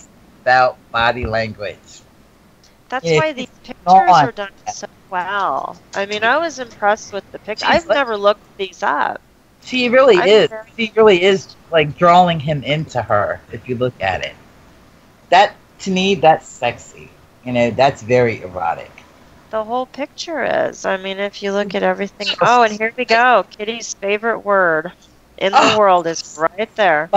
I had to put that picture in there because that's just so classic. This And is he- a very special word in the subdom and master slave culture. It means a lot. It's just not a word. It means a No. lot. You don't Because use it lightly. that is. You are is. Every shape of the word, you know, that's what that is. And for And it's such a somebody to say simple that, word. I know. God. It's the 4-letter word that brings a lot of pleasure. I mean, you know, you could hear fuck a million times and it will never have the same meaning as that word there, as mine. I'm sorry. I was trying not to say it. I really was trying not to say it this whole time. And it's not just what they say, it's how they say it. And it depends a lot on. Oh, there's poor Cinderella with the Oh God, there's anal. There's your favorite. Yeah, I see What's it right that? now. Gus with the anal bee. There was a scene in the movie that was it similar to that? Yeah, it Is is. Yes. that Anal exact beads, one? butt plug. It just Wow. it just makes that, you know, if you think about it, there's a lot of things that Walt Disney did in their movies that Oh God. is questionable. Wait a minute, let's go back to the other one for a minute, because, you know, I have never seen, I do believe that was Jasmine, but I've never seen her with that big of tits ever. Good Lord, stop with this one. Who is that? Betty, is that like, That's the spanking. I don't know who it is, but I found that's a it. spanking machine. That's like a major spanking machine. Look at that, there's like 3 paddles going at the same time. Oh, She's being flogged. he help And himself. to see that they were coming as well. Well, Okay, so this one. Okay, now the middle one. yeah, that's Ariel. That's what I'm talking about. Ariel and Jasmine. Jasmine. Yeah. Yeah, I've never seen her with big tits like that. But if you look at the beads and, I mean, the heck? way that they're looking at each other and Yeah, that's I'm girl. just I'm just so impressed with the pictures and how people put these together, and they made them really sensual in a. But if you didn't look at Ariel's hand and you just saw what was under her cheek, under Jasmine's cheek, Yeah, wow, she has an ass load there. yeah, she does. I know. But she's got something in her hand there, and I'm not quite sure what. Looks like a Butt plug. a butt plug to me. It yeah, is. That's the Looks only like thing I one. can think of Yeah. Yeah. because Hey, of the way well, the end of it is. No, I do not want to know what that is coming out. I think we know. That's kind of nasty. But if you look at it, matches the her earrings. It matches. Oh, go back down, Bailey, real quick, because it matches. Oh, look at even her nipple. I don't know what's on her nipple, but that's yellow. The yellow around her wrist is kind of like a binding thing, Look, and then around her ankles, she has the yellow Ankle ankle. bracelets. The ankle cuff. Mm-hmm. There's Look, a lot that- of symbolism. the anal beads. And that is a long string of what look like to be golf ball sized needles. Yeah, it's You're not very going to get those all in. No. You do know what the whole thing, the whole object of the anal beads are, right? It depends on which version you listen to. And then you rip them. You know, you quickly take them out, and it supposedly causes. I don't know if if that works for a girl, but I know for a guy, it hits on The prostate. Right. and it causes it's supposed to be pleasurable. That's the whole thing. That's why anal beads are so widely used by gays because it does Yeah. cause, it is pleasure. It's that prostate, and but you don't even need beads for that. There's lots of ways to stimulate the prostate. I don't know any girls that would allow them to make that much, have that big of balls. Oh God. Bad. Oh my God. No. And I think this is Mulan. Oh my. On the right there, yes. It is, yep. Oh, yes. I did not send you that one. Where did you find that one, Bailey? Yeah, I found it. Yeah, I did. Okay, I didn't send that one for a reason. I thought it was a little risque, but I like the tie. She has the tie around her wrists, around him. It's, there's nothing so, a lot of things in bondage like that has to do with the senses. So like silk ribbon is like wonderful ties. And when when you're untied and you can feel the silk and the satin just like rub against your skin. There's nothing like that. That reminds me, because my main fetish to wear is actually silk and satin nighties. I'm not into the leathers and everything else. But the silk and satin against the skin is, that's it. A lot of guys like satin too, trust me. It feels good against them, they say. Ah, that's another Bailey original. I didn't send that one over. Oh, this is a girl bag. Yeah, it is. There's Jasmine. There's Belle. Who are the other? Is that Ariel? And who's in the middle getting her boob grabbed? I think that's, and I'm not sure if that's one of the Frog Princess, maybe. Oh, maybe. But she's got a nice set of titties. Yeah, and Ariel thinks so too. You can tell. Yeah. Ariel looks pretty good. They all have some pretty awesome bodies. I mean, I agree with you, Jason. I love Ginger. There's something about a redhead, Oh yes, I agree there. Redheads are firecrackers. Yep, I heard many times. Yup. Is that all the pictures we had? That was it? I felt like there were so many more. That's all I got. I'm sad. I'm joking. I have a lot. Oh, do you guys want to talk about safe wax play? Yes, let's. Oh gosh, did you put the things in there? Oh my God, Bailey. Wow. No, that's how I found. Oh God, read what they're saying. Crazy handsome, our host is still a first timer. Tarzan love hard butt sex. Nice, Bailey. I was trying to stay away from this stuff. I haven't seen it yet. That's Of course, they put the pretty boy in the middle. Oh, Aladdin. I have a thing for Aladdin. Aladdin is a twink. I could see Aladdin. Oh, yeah, you guys ready to have your childhood? Holy have your childhood, what's the word I'm looking for? At least they destroyed. Yeah, there you jaded. go. Yeah, jaded. How jaded. They blur out that, but they don't blur out a woman's titties. I think Bailey blurred that one out. That wasn't. No, I didn't blur it out. No, I didn't blur it out. You didn't? Yeah, they. Oh, it's really? Come on, Bailey. Oh, God. How come you have a thing with bears? I'm sorry. I'm gonna put the hanging upside down Bailey stretched bear up. What is up with you with bears? Poor pig. Oh God. Oh my God. Poor Piglet. Piglet. Tigger's having a ball. Look at him. He's bouncing. That's because Tigger bounce. That's why. Tigger is bouncing away. I used to go out with a guy when I was a teenager that he would say that in bed. He would like bounce on the bed. He could why Tiggers like to bounce because we like to he would do that whole thing, and oh my God, now oh my God, it's in my head now.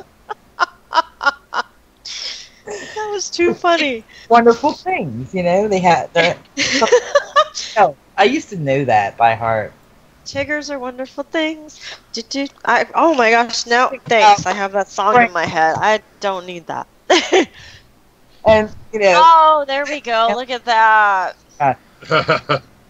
No, I have one that's worse than that. You told me about that. That would be fun to see, but we can't do that one. No, we That's can't. too much.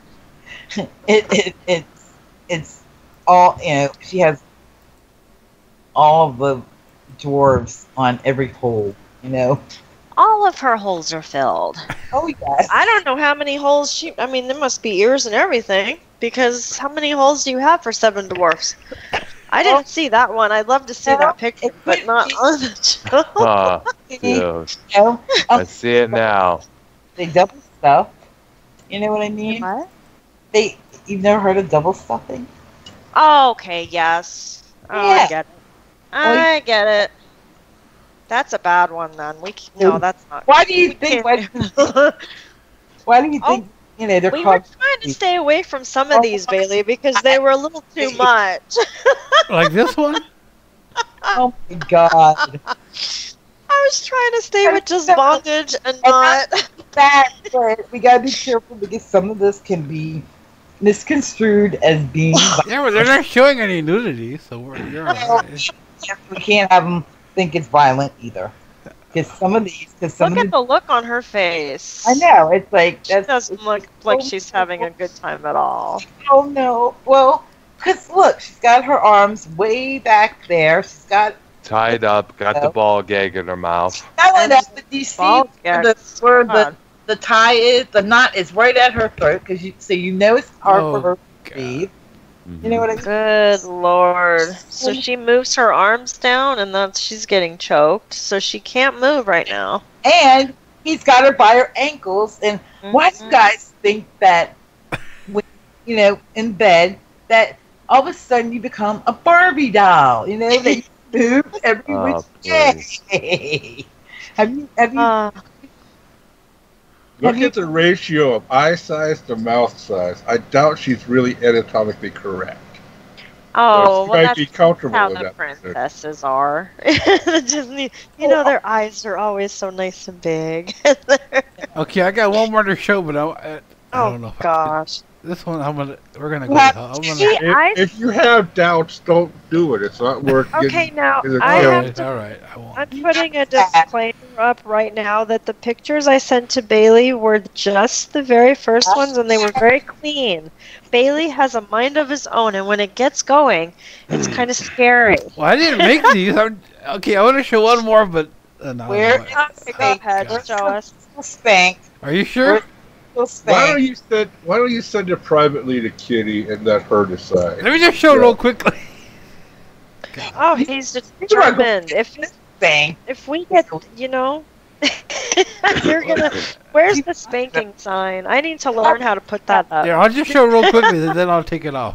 Oh my God! This is where we have to like hold Bailey's hand and say no. Well, I didn't make this, so I can't get in trouble.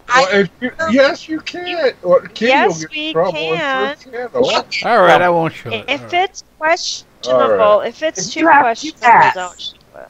Right. If you're afraid to show it to your mother, don't show it. I wouldn't show any of these to my mother. What do you mean if I wouldn't show them to my mother? My mother would think I was a freak of nature. Before it, you know what I mean? Where's the spank behind Bailey? I'm not going to show it, don't worry. Bailey's going on the stretching rack. So, what's next, Kitty, or is that it for tonight? No, we're going to do. Sam's got to go pretty soon, so you better hurry up, Kitty. Yeah, I'm gonna get off in just 2 seconds. Oh, I see. I just used Bailey's line again. Bailey? I'm going to make that. I always say getting off. We have to put that somewhere. That's going to be like a meme. Bailey, make a meme on getting off. I know. Because we all say that. I say it. And let me give you guys a little sample of what I was going to show. I'm not going to show, but here's a... Just watch this picture and get an idea. No! No. Just get a... No! No, I'm not gonna show the picture, but I'm gonna show you what it was inspired. God. Do it. Just do it and get it over with so I can get off the phone. Let me see, because I gotta go. He's gonna call me through Skype, so I want to make sure. Saying I can't. It was inspired by this. I'll just show you real quickly. He's not gonna show us any. He knows what he can and can't show. It was inspired by. It was inspired by this. Okay, oh God. That's all I gotta say. All right. Yes. It was inspired by. It was That's inspired by. exactly what it is. Okay. Kitty, do you know what it was? I think I do. I think I've seen it. John's getting off in 2 seconds. Good to know, John. I'll see that. I'll save the wax play for next week, maybe. Oh, you can do wax play. I'm just gonna Oh yeah, okay. Then let's save that for next week, and we'll add it to the list. Yeah. What is that sound? I don't know. Alright, That's not me. So we're just. Yeah. Is someone watching something? Because there's. What is that? I don't know. Turn it off. It's disrupting the show. I don't know. It's something about Bobby the Brain Heenan. That's Earl watching it, I think. Dr. Earl? The tree. Gonna give the spank. Virtual slap. Well, Kitty, we've been on the air for 3 hours, so we should probably call it. We should probably call it a night anyway. Oh, I get to be here for the ending? Do Yeah, we get to sing along again? Yeah, let's end the show now because we've been on the air 3 hours All right, already. now, before I just want to ask. Oh, God. Come on, Dr. Earl. We got to go right now. All right, okay, Yeah, I'll keep this quick. Yeah, keep it quick. Are we going to do any more late night bullshit? Yeah, one day we'll do another one. Yeah. Oh, well, I've never been on one of those. That would be really fun. It's very fun. We just talk about whatever's on our mind. Yeah, we'll do that one day. Roll with it. Yeah, we'll no, do that I again. enjoy those. I love when you guys do those. They crack me up. All right, guys. Let's say our good nights for tonight. Definitely. Story for that. How about that? Okay, Kitty, who's gonna what? Oh, you're gonna save some of your stories? Yeah. Oh my God, I'm so excited. We have to do one really soon. We will. Okay, everybody, let's say our good nights here. All right, good night, everybody. We'll just leave it like that. Good night, everybody. We'll see you next week. All right, have a good one. Subscribe to this channel. Subscribe to my channel. Oh, yeah, Earl, do the Kitty song before we go. Okay, oh, yeah. This time, I can't start it this time. All right, now this time I'll get it right this time. I wanted to start it. You guys okay, you need start to this do time. like a round robin type thing. Okay, you do it. You start it. Hello? Kitty, yes, I'm sorry. My God, I'm so God. Oh my God. I'm sorry. Oh, relax. Stop it. Stop. I'm going to really use. I'm at the spanking corner. Kitty. I want to thank thank you, new subscribers and Oh, chatters. yeah, okay. Oh, yes, go ahead.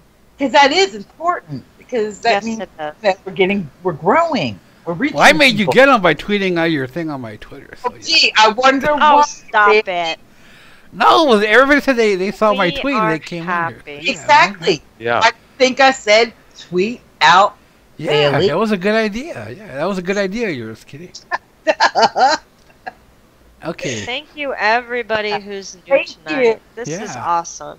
And as always, JT, much love. Yeah, props. Yeah, much love, John. John. Have a good one, John. And Josh, good to have you on board. Yeah. Yeah, props Josh, to you. and then Sub, who was Sub- here, if he's Subbot, still yeah. listening. Thank you. Subbot, thank you to him, and thank you to Josh as well for the Wait, question. Kitty's Kitty's by the way. speaking. No, that's all right. They became kitty lickers. Oh, everybody became... Welcome to the Kitty Licker Club. I love that. You're now a part of the Kitty Licker Club. Mm-hmm. I'm going to have to... And it's a fun club. I like this. Aw, John, we love you too. Aw. You're a sweetheart. I'll be back, dude. Yeah, much love, John. Spread the word. Okay, anything else you want to say for closing, Kitty? Yeah.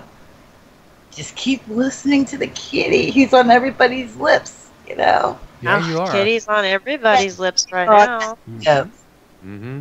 You know, it's Doesn't matter where you go. on your lips. Kitty's very nice on the lips. Better than chapstick. All right, Better guys, Kitty let's close out the show with a song. All right. Ready? Ready. Okay. All right. K-I-T.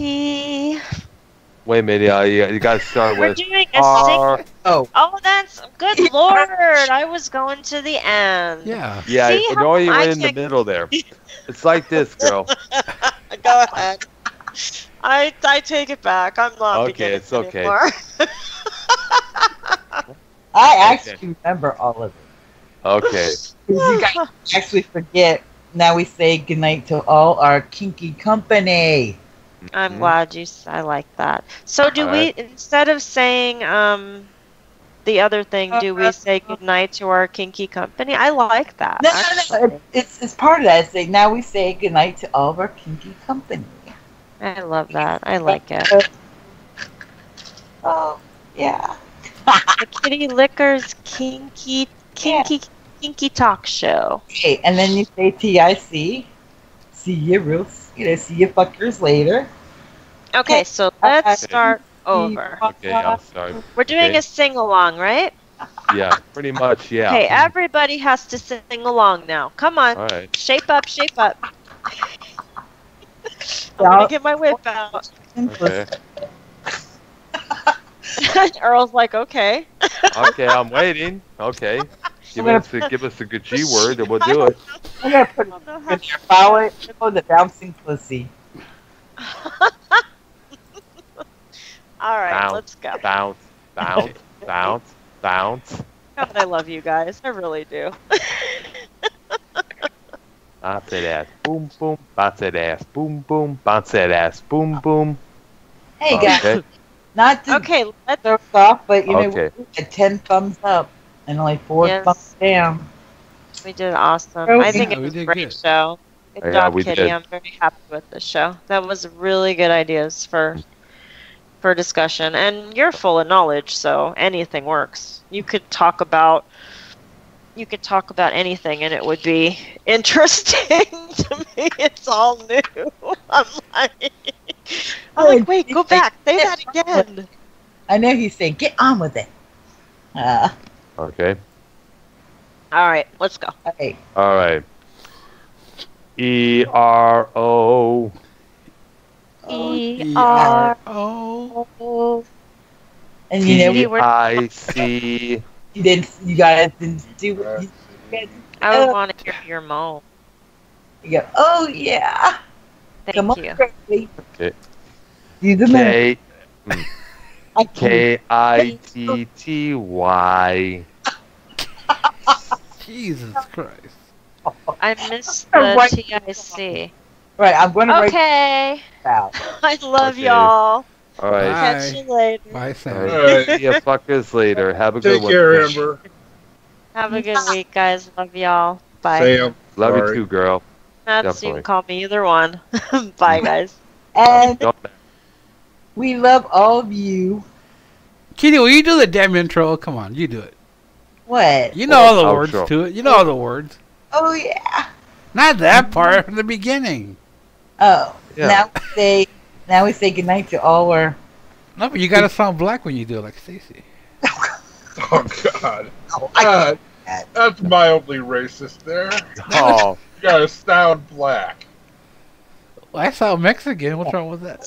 said, you know, it's now we say goodnight to all of our kinky company. Yeah. All right, Kitty, come on. Put on your James Earl Jones voice. there you go. James. Then you do the E. Oh, that was racist, Bill. Better, James Earl Jones. better yet, James put Earl on Jones. your Samuel L. Jackson voice. At least Yeah. you could have said Samuel L. Jackson. Yeah. If I say the RO, then you guys have God. to do the move, okay? All right. Here we go. Take 25. Okay. Now we say goodnight to all our kinky company. Uh huh. Okay. ERO.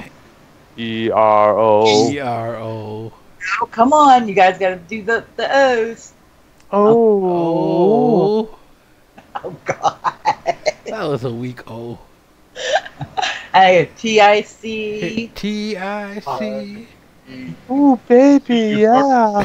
Oh, you go see, Oh, that was creepy. What the hell was No, that? no. you go see your fuckers later. Yeah, see you fuckers Yo, we later. gotta do. We forgot Oh, God. KITTY. That's at the Then end. we. But No. Yeah, that's what we It's say. And then we say, "See you fuckers later." yeah, see, It's- is it no, after it's that part? No, it's ERO. You know And this then week, hey John Redcorn. You know this week can never end the show like smoothly. We always fuck up the ending. TIC, because that was where you go see you first later, and then you say He says TIC, then you see you fuckers later. right, because Oh, That was at the very end. no, After we sing. oh, it Good was. God. Yeah. We need to get together, It do was this, and can it. Then you can just tack it on. Why don't we just have Bill sing the Seattle Seahawks theme song? no hard limit. Pittsburgh Steelers theme song. Oh yeah, that's right. Yeah, that one. Hard limit. What the hell is Hard Limits? You weren't. Oh I my had no God! clue. Where is that virtual spank? Because I'm gonna spank the shit out of you. Luckily, I don't have it on there right now. Well, yeah, because you know the C in erotic was see you fuckers later. Oh, okay. Why did you say so? I did. Oh yeah, you did. Nope. That's right. Yeah. Listen to me. Then you did the KITTY. Okay, let's do it again. Take All right, one take more 30 time, one yeah. more time. Okay. All right. And they go, now it's time to say goodnight to all, finally, for all our, you know, freaky company. Okay. ERO Oh, yeah. TIC See you fuckers later. KITTY. And that's a wrap. And that, Right. yeah. Hey We'll see All you right. in 2020. Good night, everybody. All right, have a good one. Yeah. guys. Have a good one. Thank you for our new have subs, a good work Josh and All right. Subbot. And much love, everybody. See you next week. All right. Mhm. I really do. Subscribe Goodbye, to this guys. channel Yeah, and subscribe and to like and all stick our that thumb up or individual click. channels. Yeah. And have a good one. Have a good one, everybody.